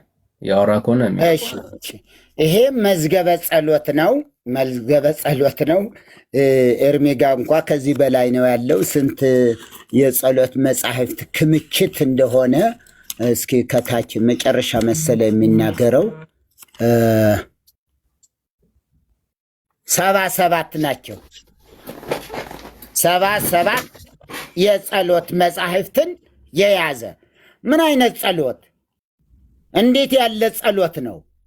ጸሎት ማለት ምን ማለት ነው? የክርስትና ጸሎት፣ የክርስቲያን ጸሎት። እዚህ ቅድም የመዝሙረ ዳዊትን እያየን ነበረ። በጊዜው ተገቢ የነበረ ስለሆነ ጠላቶቻችሁን ጥሉ ይል ነበረ እግዚአብሔር። ጠላቶቻችሁን ጥሉ፣ ወዳጆቻችሁን ደግሞ ውደዱ የሚል ነው የነበረው። አዲስ ኪዳን ላይ ስንመጣ ከኢየሱስ የተማርነው ግን ምንድን ነው? አፍቅሩ ጸላኢተክሙ፣ ጠላቶቻችሁን ውደዱ፣ ለሚረግሟችሁ ሁሉ መርቁ፣ የሚረግሟችሁን መርቁ የሚል ክርስቲያናዊ የሆነ ሕይወት የተለየ እንደ ብሉይ ኪዳን አይደለም። መዝሙረ ዳዊትን ጠቅሰን ለትምህርታችን ተጽፏል። በነገረ ክርስቶስ ዙሪያ ሰፊ የሆነ መልእክት አለው። ከሕይወት አንጻር ግን ያ አይደለም ማለት ነው። ለእመጸፍዐከ መልታቴከ ሀብሎት ካልእታሂ፣ በዚህ ቢመታህ እንኳ እንደገና በዚህ አዙርለት የሚል ኪዳን ላይ ገብተን ገና ወደኋላ መሄድ ተገቢነት የለውም እና በዚህ 77 የጸሎት መጽሐፍ ኤርሚ እንዲያውም 90 ምናምን ነው ያለው እና እዚህ ጋር ምን ይላል? ይሄ የምታዩት ዘዘወትር ሰይፈ ሥላሴ ነው። ሰይፈ ሥላሴ በገዳማት ባሉ መነኮሳት በጣም የታወቀ በጣም የሚወደድ ጸሎት ነው፣ ሰይፈ ሥላሴና ሰይፈ መለኮት። ስለዚህ ምን ይላል? ቁጥር 7 ላይ 6 ላይ አብ ወልድ መንፈስ ቅዱስ ሆይ ኃያሉ ስማችሁ የሚጋፉኝን ይገፋቸው ዘንድ የሚቃወሙኝንም እንዲቃወማቸውና ፈርዖንን በነቢዩ በሙሴ ምክንያት እንዳሰጠመው ያሰጥማቸው ዘንድ በእናንተ እማጸናለሁ። አልፎ አልፎ ነው የሚሄደው። ጠላቶቼ የሆኑ ሁሉ በመለኮታዊ ሰይፍ ይጨፍጨፉ። የሚገርም ይሄ ነው ጸሎት። ይህ ጸሎት ነው። አሁን የሚገርም ነገር ነው እኮ አሁንም እነሆ ጠላቶቼ በእሾህና አሜከላ በተታታ ወጥመድ ውስጥ ይግቡ። ልዩ ሦስት አብ ወልድ ወመንፈስ ቅዱስ ሆይ ለእኔ ለባሪያችሁ ፍጹም ይቅርታን ታደርጉልኝ ዘንድ እማጸናለሁ። ጠላቶቼ ግን በፊታቸው ከፍርሃት በስተቀር በፍጹም ደስታን አያግኙ። ወንጀለኞች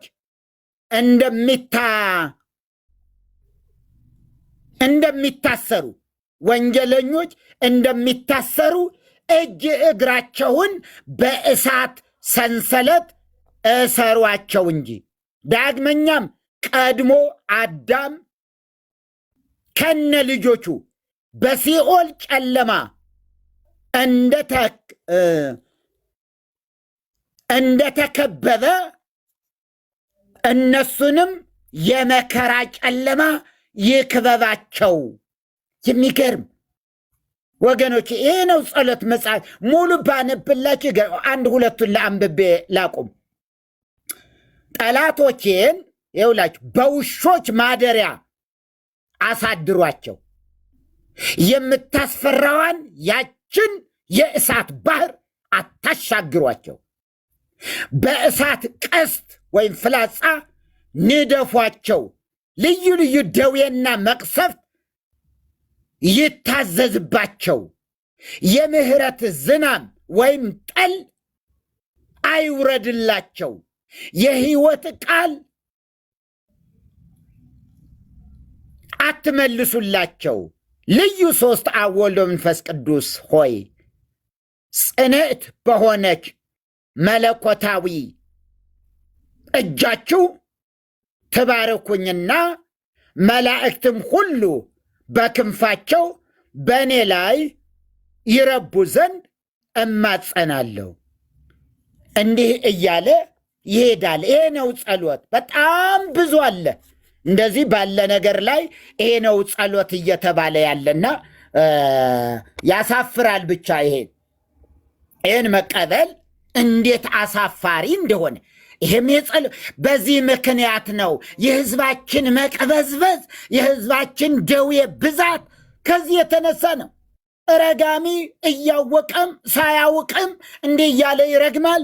ጎረቤቱ ይገነደሳል፣ ጎረቤቱ ይቅበዘበዛል፣ የጎረቤቱ ልጆች ይቅበዘበዛሉ፣ ይሰደዳሉ። አያችሁ፣ እሳት ይምጣባቸው፣ እሳት ይውደቅባቸው ሲባል እስካስቡት። እንደዚህ አይነት ክርስትና ከየት ነው የመጣው? ከየትኛው መጽሐፍ፣ ከየትኛው ሐዋርያ፣ የየትኛው አባት ነው እንዲህ ብሎ ያስተማረ? ጳውሎስ ነው ወይስ ጴጥሮስ? የትኛው ሐዋርያ ነው ጠላቶቻችሁን እንደዚህ እያላችሁ ርገሙ ያለ? ከጌታ የተማረ ሐዋርያ፣ ከጌታ የተማረ አባት ይህንን አይልም።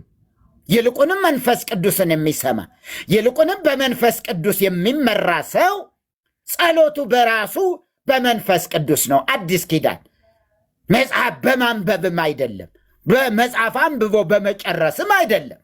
ይህ በራሱ አንዱ ሌላው ዝም ብሎ ሰዎች ከዓይናቸው ወደ ልባቸው እንኳ እንዳይገቡ የሚያደርግ ነው። ይሁዳ ምዕራፍ 1 ቁጥር 20 ላይ ምን ይላል? ምዕራፍ 1 ነው ያለው ቁጥር 20 በመንፈስ ቅዱስም እየጸለያችሁ። ከመንፈስ ቅዱስ የራቁ ሰዎች ናቸው ወደዚህ የሚንበረከኩ ለማለት ነውና ጌታ ይባርካችሁ። ማስተዋልን ለሕዝባችን ይስጥልን።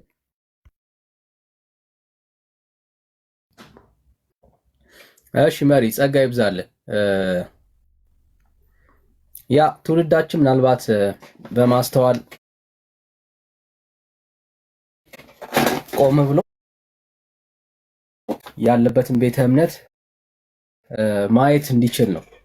ቤተክርስቲያናት ውስጥ በደንብ የሚታመኑ አሁን ድረስ አገልግሎት ላይ ያሉ ደግሞም ቤተክርስቲያኒቷ ውስጥ ምንም ችግር አለባቸው ተብሎ እስካሁን ያልተነክሱ መጽሐፍቶች ናቸው።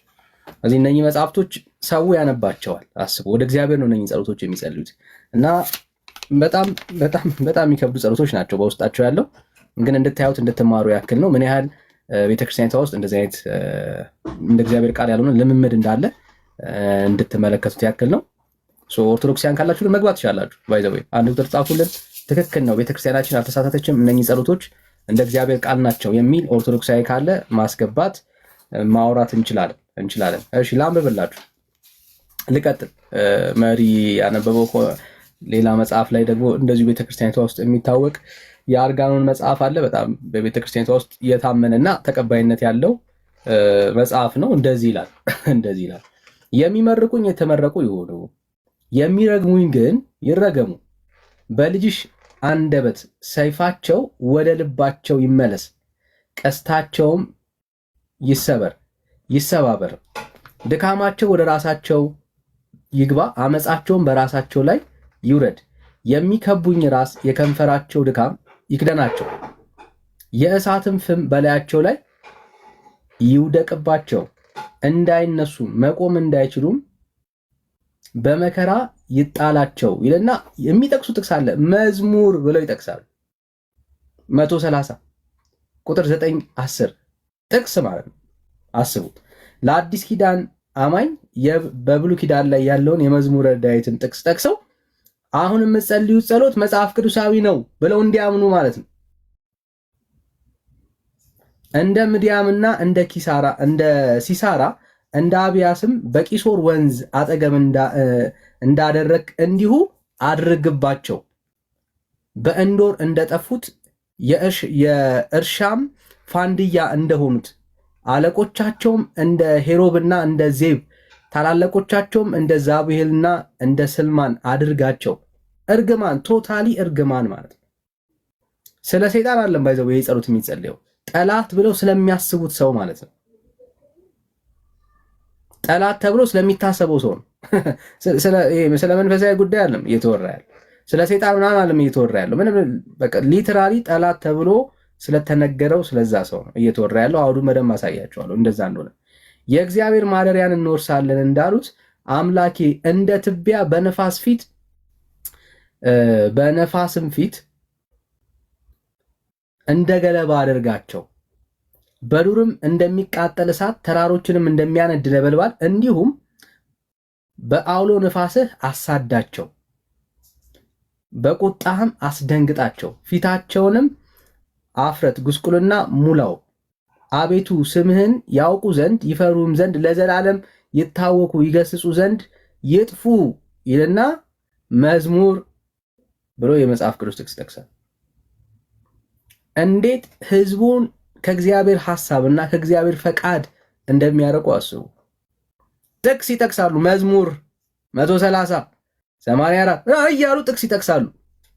የሚጸልየው ምንም የማያውቀው ህዝብ በቃ ይሄማ መጽሐፍ ቅዱስ ላይ ጥቅስ አለ አይደል እንዴ ይላል።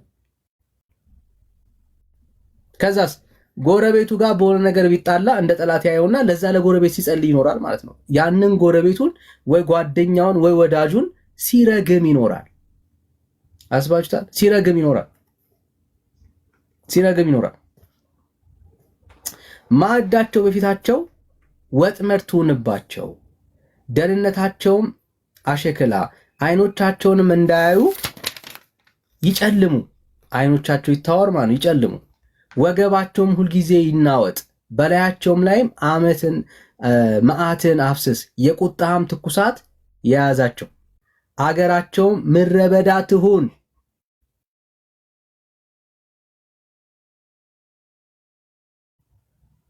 ስለ ሰው ነው እያወራ ያለው። ምድረ በዳ ትሁን፣ በቤታቸው የሚኖር አይገኝ። ስለ ሰው ነው እያወራ ያለው። በቤታቸው የሚገኝ አይኑር። ከተሞቻቸውም በሳት ይቃጠሉ፣ በኃጢአታቸውም ላይ ኃጢአትን ምን አድርግባቸው? ጨምርባቸው። ወደ ጽድቅህም አይግቡ፣ ከሕያዋን መጽሐፍ ይደምሰሱ፣ ከጻድቃን ጋር አይጻፉ ይልና እንዳትረሱ መዝሙር ብሎ ይጠቅሳል። ይሄንን የእርግማን ቃል ለጠላት ብለው ሰጥተው ከጨረሱ በኋላ ህዝቡ እንኳን እንደው በንስሐ ልብ እንዳይመለስ ጥፋቱን በጥቅስ ያስደግፉለታል። አስተውላችኋል? እንደ እግዚአብሔር ያልሆነውን ይሄንን ጸሎቱን ጥቅስ ይጠቅሱለታል። ምንም የማይገናኝ ጥቅስ ማለት ነው። እና በአዲስ ኪዳን ህይወት በብሉይ ኪዳን የህይወት ፕሪንሲፕል እንዲኖር ያደርጉታል። ትውልዱ አያውቅም። ምንም የሚያውቀው ነገር የለም ትውልዳችን። ይህንን ይገዛል። እንዴት መጸለይ እንዳለበት አያውቅም። በእግዚአብሔር መንፈስ አይመራም። የተገዛ ጸሎት ውስጥ ያለው ይሄ ነው። ጠዋት ለጸሎት ይነሳል። ማለዳም ቢሆን ሲጸልይ ይሄንን ጸሎት ነው እየጸለይኩኝ ነው እያለ ያለው ወዳጆቻችን። በጾም ወቅት ቢሆንም በምንም የሚጸልየው ጸሎት ይሄንን ጸሎት ነው እየጸለየ ያለው።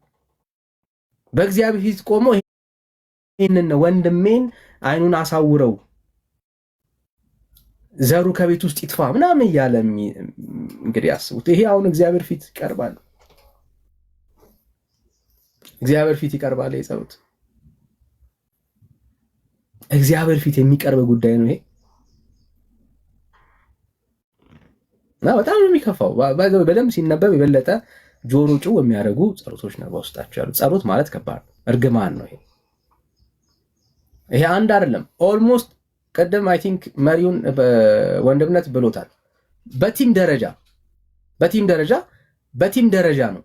ደረጃ ሁሉም ጸሎት መጽሐፍቶች ከሰው ጋር ባለ ጠላትነት የተገናኘ እንዲህ አይነት ጸሎቶች አሏቸው። ኦልሞስት ሁሉም ጋር ተመሳሳይ እና የአዲስ ኪዳንን ህይወት የሚያውቅ ቤተ እምነት አይመስልም። የጌታ ልብ እንዲህ አይነት ልብ ከየት ነው ይሆነላችሁ? የሚያሳድዱን እንድትባርክ እንድትጸልይላቸው፣ ቀኝን ቢመታ አዙረ ሌላውን እንድትሰጥ ያስተማረን ጌታ እንዴት አይነት መንፈስ ነው ይሆነል? ጥላችን እኮ ከደምና ከስጋ ጋር አይደለም አይደል? ሐዋርያቶች በድንጋይ እየተወገሩ እየወገሯቸው አይደል? የሐዋርያት ሥራ ምዕራፍ 6-7 ላይ የምናየው ሐሳብ እንደዚህ አይነት እኮ ነው። እየተሰደዱ ይጸልያሉ፣ ይባርካሉ፣ ጌታ ስለነሱ ይቃትታሉ። የሆነ መንፈስ ይሄ ነው። ከጌታም የተቀበልነው ያየነው መንፈስ ይሄ ነው። እና ቤተክርስቲያኒቷ ይህንን ከየት ነው ህዝቡን የምታስተምረው? የእርግማን መንፈስ ያለበት ጸሎት፣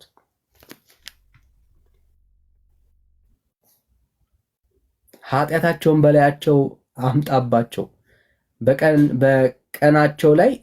በቀኛቸው ላይ ሰይጣን ይቁም ይላሉ። በቁጣ አጥፋቸው፣ ከንቱ እንዲሆኑ አጥፋቸው፣ ኃጢአታቸውንም በላያቸው ላይ አቁምባቸው፣ በቀኛቸውም ሰይጣን ይቁም። በተሟገቱ ጊዜ ተረድተው ይውጡ፣ ጸሎታቸው ኃጢአት ትሁንባቸው። ዘመናቸው ጥቂት ይሁን፣ ሹመታቸውን ሌላ ሰው ይውሰድ። ልጆቻቸው አባት እናት የሌላቸው ይሁኑ፣ ሚስቶቻቸው መበለት ትሁን። ይሄ በእግዚአብሔር ፊት የሚቀርብ ጸሎት ነው ወዳጆች። በአምላክ ፊት የሚቀርብ ልመና ነው። እግዚአብሔር እንደዚህ አይነት አሁን ልብ አለው ጌታ። ከየት ነው የሆነላችሁ ወዳጆች?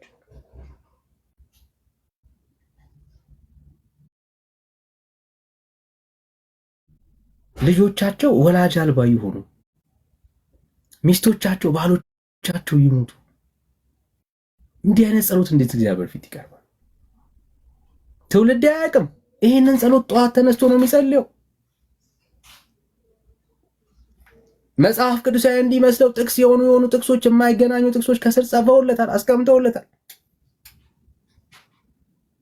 ይህንን ጸሎት ብሎ ይጸልያል ትውልዳችን። እና ብራዘርስ በጣም መንቃት አለባችሁ።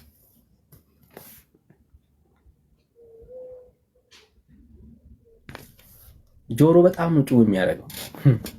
ልጆቻቸውም ተቅበዝብዘው ይዙሩ ይለምኑ፣ ከቤታቸው መፈታት የተነሳ ተሰደው እንጀራን ይፈልጉ። አስባችሁታል? ጠላት ያሉ ሰውዬ ጋር ብቻ የሚቆመው ልጆቹ ጋር ይሄዳል። ምግባተው ምን ለማኝ ይሆኑ። አንዳንዱን ራሱ ሰይጣን ራሱ አዲስ የሚሆንበት ነው ይመስለኝ። ያካስ እንደዚህ አይነት እርግማን አለ እንዴ ምናምን የሚል ነው የሚመስለኝ። ይህን እኮ አላውቀውም ማን ያስተማራችሁላ የሚል ነው ይመስለኝ። ከሰይጣን የከፋ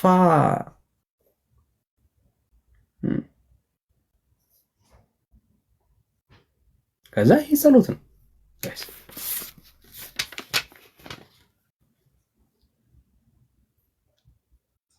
ይህን ባለ ዕዳውም ያለውን ሁሉ ይበርብረው፣ የደከመበትን ገንዘብ ሌላውም ይውሰድበት። ከዚያም ወዲህ ምሕረት የሚያደርግለት አይገኝለት። ለተጣሉት ልጆቹ ማንም አይራራላቸው ይላል። አስባችታ የተጣለውን ያ ልጁን እንኳን በእርግማኑ እንግዲህ ቤቱ ተበትኖናል። ለሱ ልጅ ለሚለምነው ልጅ እንኳን ማንም አይራራለት። የክፋት ጥግ ማለት ነው። ከሞን ጋይስ ተጥሎ ተርቦ ያንን ያ ልጅ እንኳን ለሱ ልጅ ምን አይሆን ማንም አይራራለት። Do you think እግዚአብሔር ይሄንን ጸሎት ይሰማል?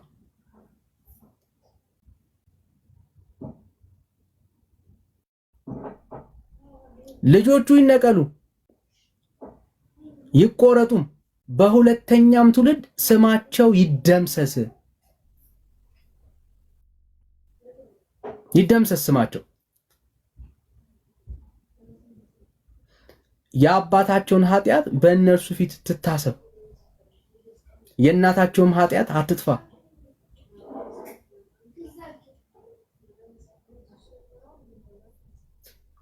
ጋይስ በቀጥለው ዶሮ ጭው የሚያደርጉ ነገሮች ናቸው ያሉት።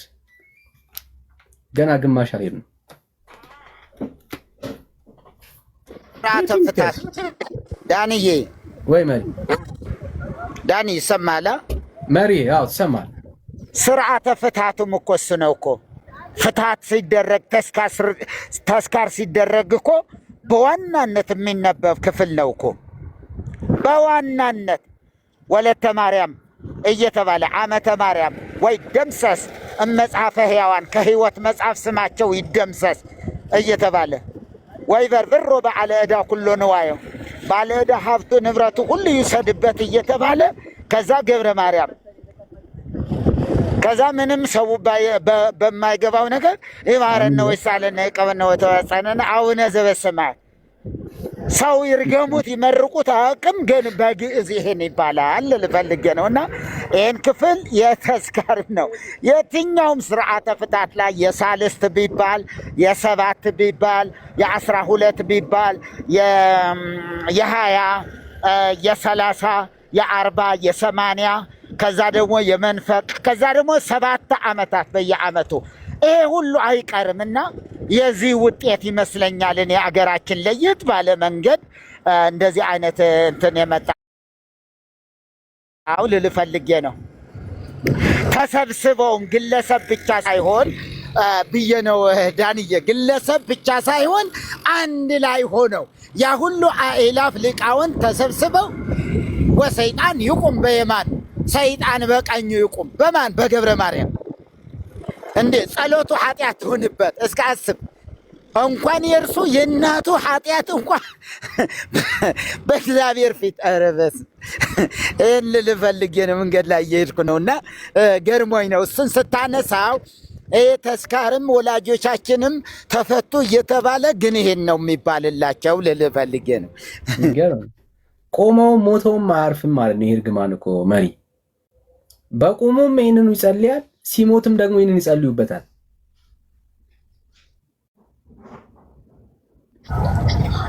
በጳጳሱም በቄሱም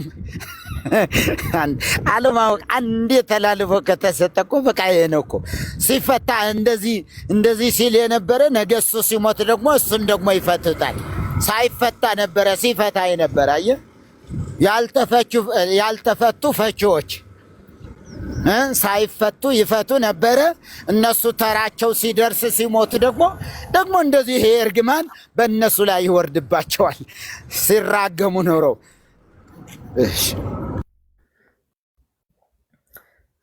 ከባድ ነው። እሺ ቴዳይ፣ እሺ ጆጆ ሰላም ሰላም ዳኒ፣ እንኳን አደረሳችሁ። ሰላም ናችሁ? እግዚአብሔር ይመስገን። ይመስገን። እሺ ከየት ቤተ እምነት? እኔ ኦርቶዶክስ ተዋሕዶ ነኝ።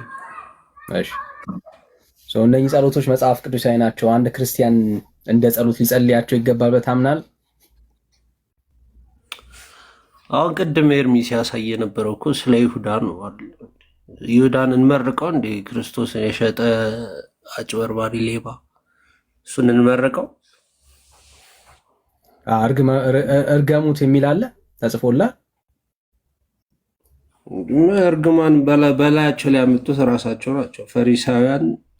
አንተ እርገም ተብለሃል ወይ ነው ጥያቄው። እርግማንን በላያቸው ላይ ያመጡት ራሳቸው ናቸው። አንተ እርገም ተብለሃል ወይ ነው ጥያቄው። እና ጌታ የሸጠውን መርቁት ነው የምትለን ዳኒ? አንተ እርገመው ተብለሃል ወይ? ፍርዱማ የጌታ ነው። አንተ እርገም ተብለሃል ወይ ነው ጥያቄው። እርግማንን ያመጡት በላያቸው ላይ የራሳቸው ናቸው ነው እያልኩ ጥያቄ። እኔ አንተ እርገም ተብለሃል ወይ ነው። ዛትስ ማይ ኩዌሽን። የስ ኔ ወድ ሞርኒንግ አይዞሽ ነሳሽ አይደለም ማሚ የት ሄዳ ነው? አላይ ቤት ሜጋ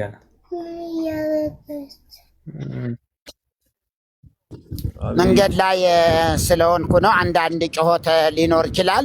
እግሩን እኮ አጠበው ጌታ። ተሰብስባችሁ በሉት እኮ አላለም እኮ ደቀ መዛሙርቱም በሉት ይሄ እኮ እኔን የሚሸጠኝ ነው ብሎ እኮ እንትን አላለም። እሱን ብቻ አይደለም ተመካክሮ ምን ብሎ ጨርሶ ከመጣም በኋላ ቢሆን ይህ ስጋዬ ነው ይህ ደሜ ነው ያለውንም እኮ ሰጠው። አለ የተባለ ለደቀ መዛሙርቱ ሁሉ የተሰጠውን ነገር እኮ ምን አለ ሰጠው። ለይሁዳም እርገሙት፣ ደብድቡት አላለም። ይሄ ባዕድ ነው። ለቤተ ክርስቲያን የተሰጠ የትኛውም ሐዋርያ ይሁዳን ሲራገም አታየውም። መሪ ጌታዬ አንደኛ ቆሮንቶስ 16 ላይ እሺ ይሰማውታል።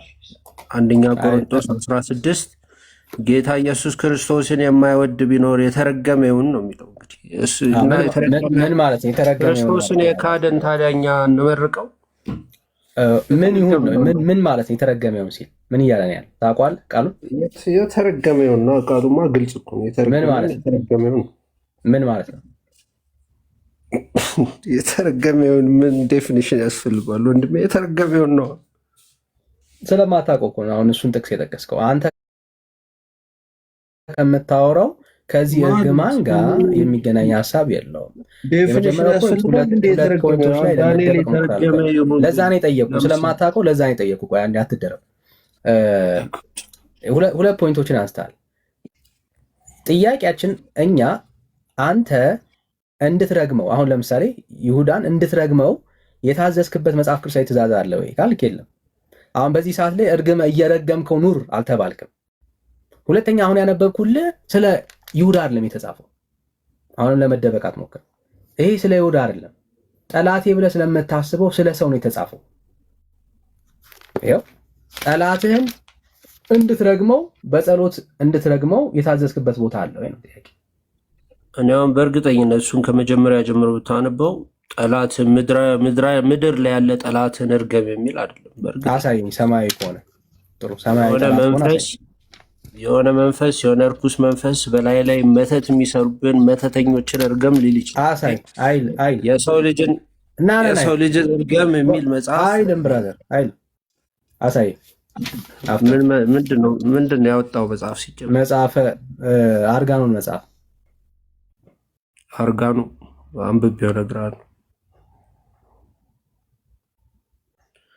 አንብቤው እነግርሃለሁ። ግን ዋናው ነገር ዳኒ ምንድነው እነሱ እርግማንን በላያቸው ላይ ያመጡት እነሱ ናቸው። የልጅ ልጆቹ ይረገሙ እንዴት ትላላችሁ? እነሱ የልጅ ልጆቻችን ይረገሙ፣ የእሷ ኃጢአት በእኛና በልጆቻችን ላይ ሆኑ ብለው ራሳቸው ላይ እርግማንን ያወጁት እነሱ አይደሉ እንዴ? እና እርግማን ያወጁ ሰዎችን እኛን መርቃቸው። ተቋርጧል ጋይስ፣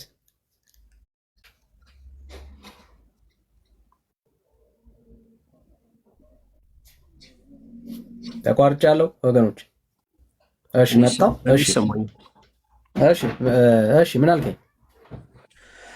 እርግማንን በላያቸው ላይ ያወጁት ራሳቸው ናቸው። የማቴዎስ ወንጌል 27 ላይ ብታይ ህዝቡን መልሰው ደሙ በእኛና በልጆቻችን ላይ ይሁን ብለው በራሳቸው ላይ በትውልድ በጀነሬሽን ላይ እርግማንን ያወጁት ራሳቸው ናቸው። ስለዚህ አሁንም እየዋሸን ይሁዳ እንደዚህ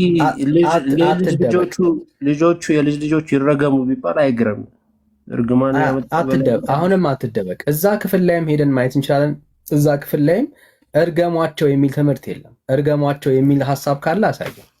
በእግዚአብሔር ቃል ላይ እየዋሸ እንድትሄድ ስለማልፈልግ የጠየቁ ጥያቄ ነገርኩ እኮ 16 ላይ አንደኛ ቆሮንቶስ 16 ላይ የተረገመውን ክርስቶስን የማይቀበል አይደል? አትደባልቃ።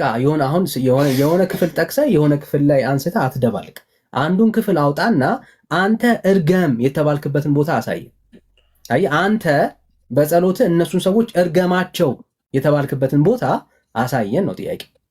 እነሱ ስለሰሩት ነገር ከእግዚአብሔር አንጻር የሚወስዱት ነገር አለ፣ እሱ ጥያቄ የለውም። እኔ ጠየኩ አንተ እንደ አንድ አማኝ እንደ ክርስቲያን እንትናን እርገምልኝ ያለህበት ቦታ ጌታ ካለ አሳየን። አሁን ይሁዳን እየረገማችሁት ኑሩ ያለበት ቦታ ካለ አውጣና አሳየን። እንደ ክርስቲያን በአዲስ ኪዳን ማንንም እርገሙ ተብለን ስልጣን አልተሰጠንም። በእርግጥ ያውም የሚረግሟቸውን አባቶችን ጨምሮ ይኸው ጠላቶችን ነው የሚለው የቤተ ክርስቲያን መጽሐፍ። ጠላቶችን እየረገመ ልጆቻቸውን የልጅ ልጆቻቸውን ይረግማል ይህ መጽሐፍ። እኔ እንደዚህ አይነት የጸሎት መጽሐፍት ብዙ ጊዜ ስለ መተተኞች፣ ስለ እርኩሳን መናፍስት ነው እንጂ ስለ ሰው የሚያወራ አይደለም። አንተ ሚስኮት አድርገው ነው ባይነኝ። ማስረጃ አንጣ። ስለ ሰው መሆኑ ስለ ሰይጣን መሆኑን ማስረጃ አንጣ። እንዳልሆነ ያሳያል። አንተ ስለ ሰው መሆኑ ማስረጃ ስትኝ አሁን ይዘው የለ እንደ እጅ ላይ እኔ አንብቤ እነግርሃለሁ። አይደለም ስትል ያ ዝም ብለህ ከኪስ ነው የምታወራው። ዛት ዘ ቤዚክ ፕሮብሌም።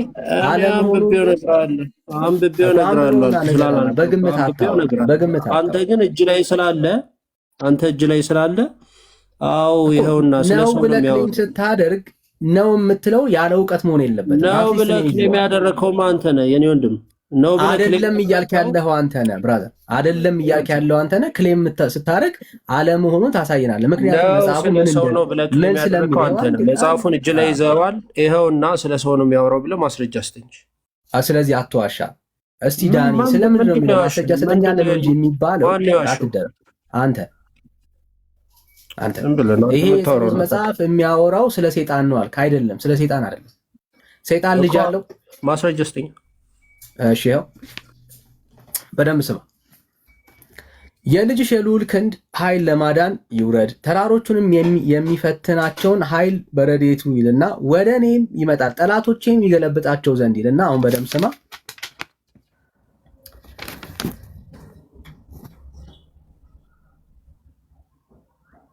እሺ የሚመርቁኝ የተመረቁ ይሁኑ ይላል። ሰይጣን ይመርቃል?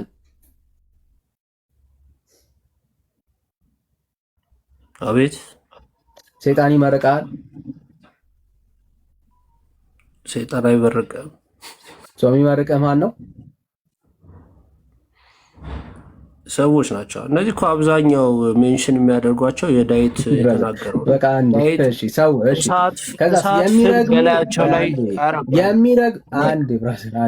የሚረግሙኝን ግን ይርገሙ ይላል። የሚረግምህ ማን ነው? ሰይጣን ነው የሚረግምህ?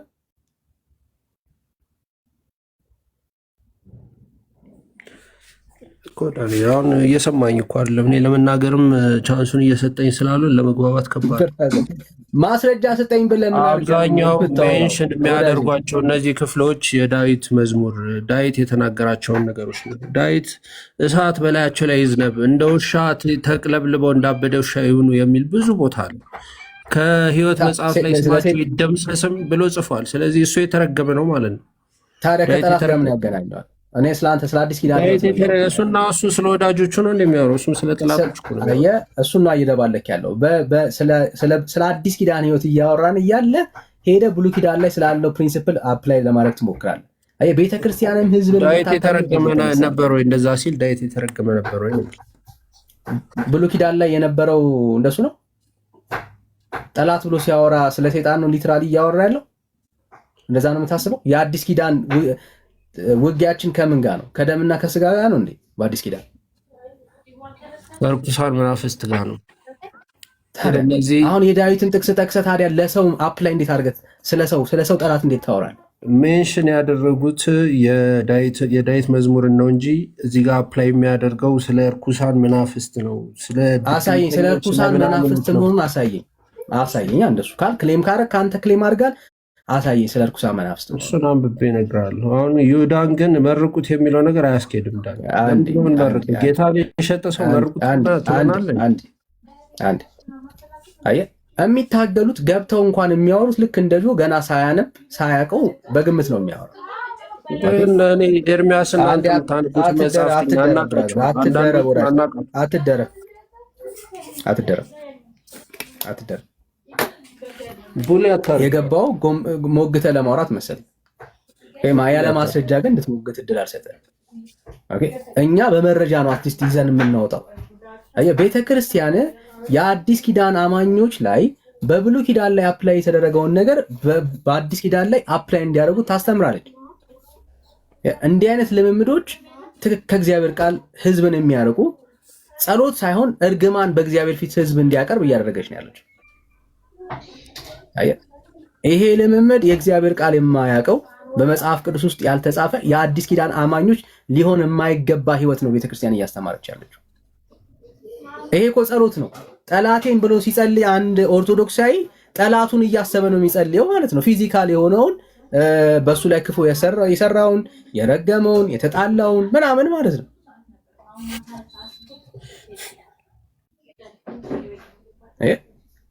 ስለዚህ እነኝን መጽሐፍቶች ትክክል አይደሉም ብሎ ከመናገር ይልቅ አይደለም እያለ ያለ መረጃ ህዝቡን ድጋሚ ለማታለል ነው የሚሞክረው።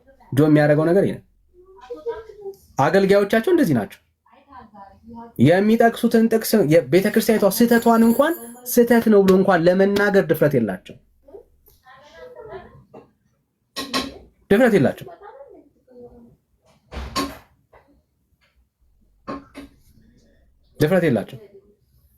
ቤተክርስቲያኒቷ የጻፈችውን ነገር ለመቀበልም ስህተቷንም ደግሞ ለመናገር ድፍረት የላቸው። የሚገርመኝ እሱ ነው።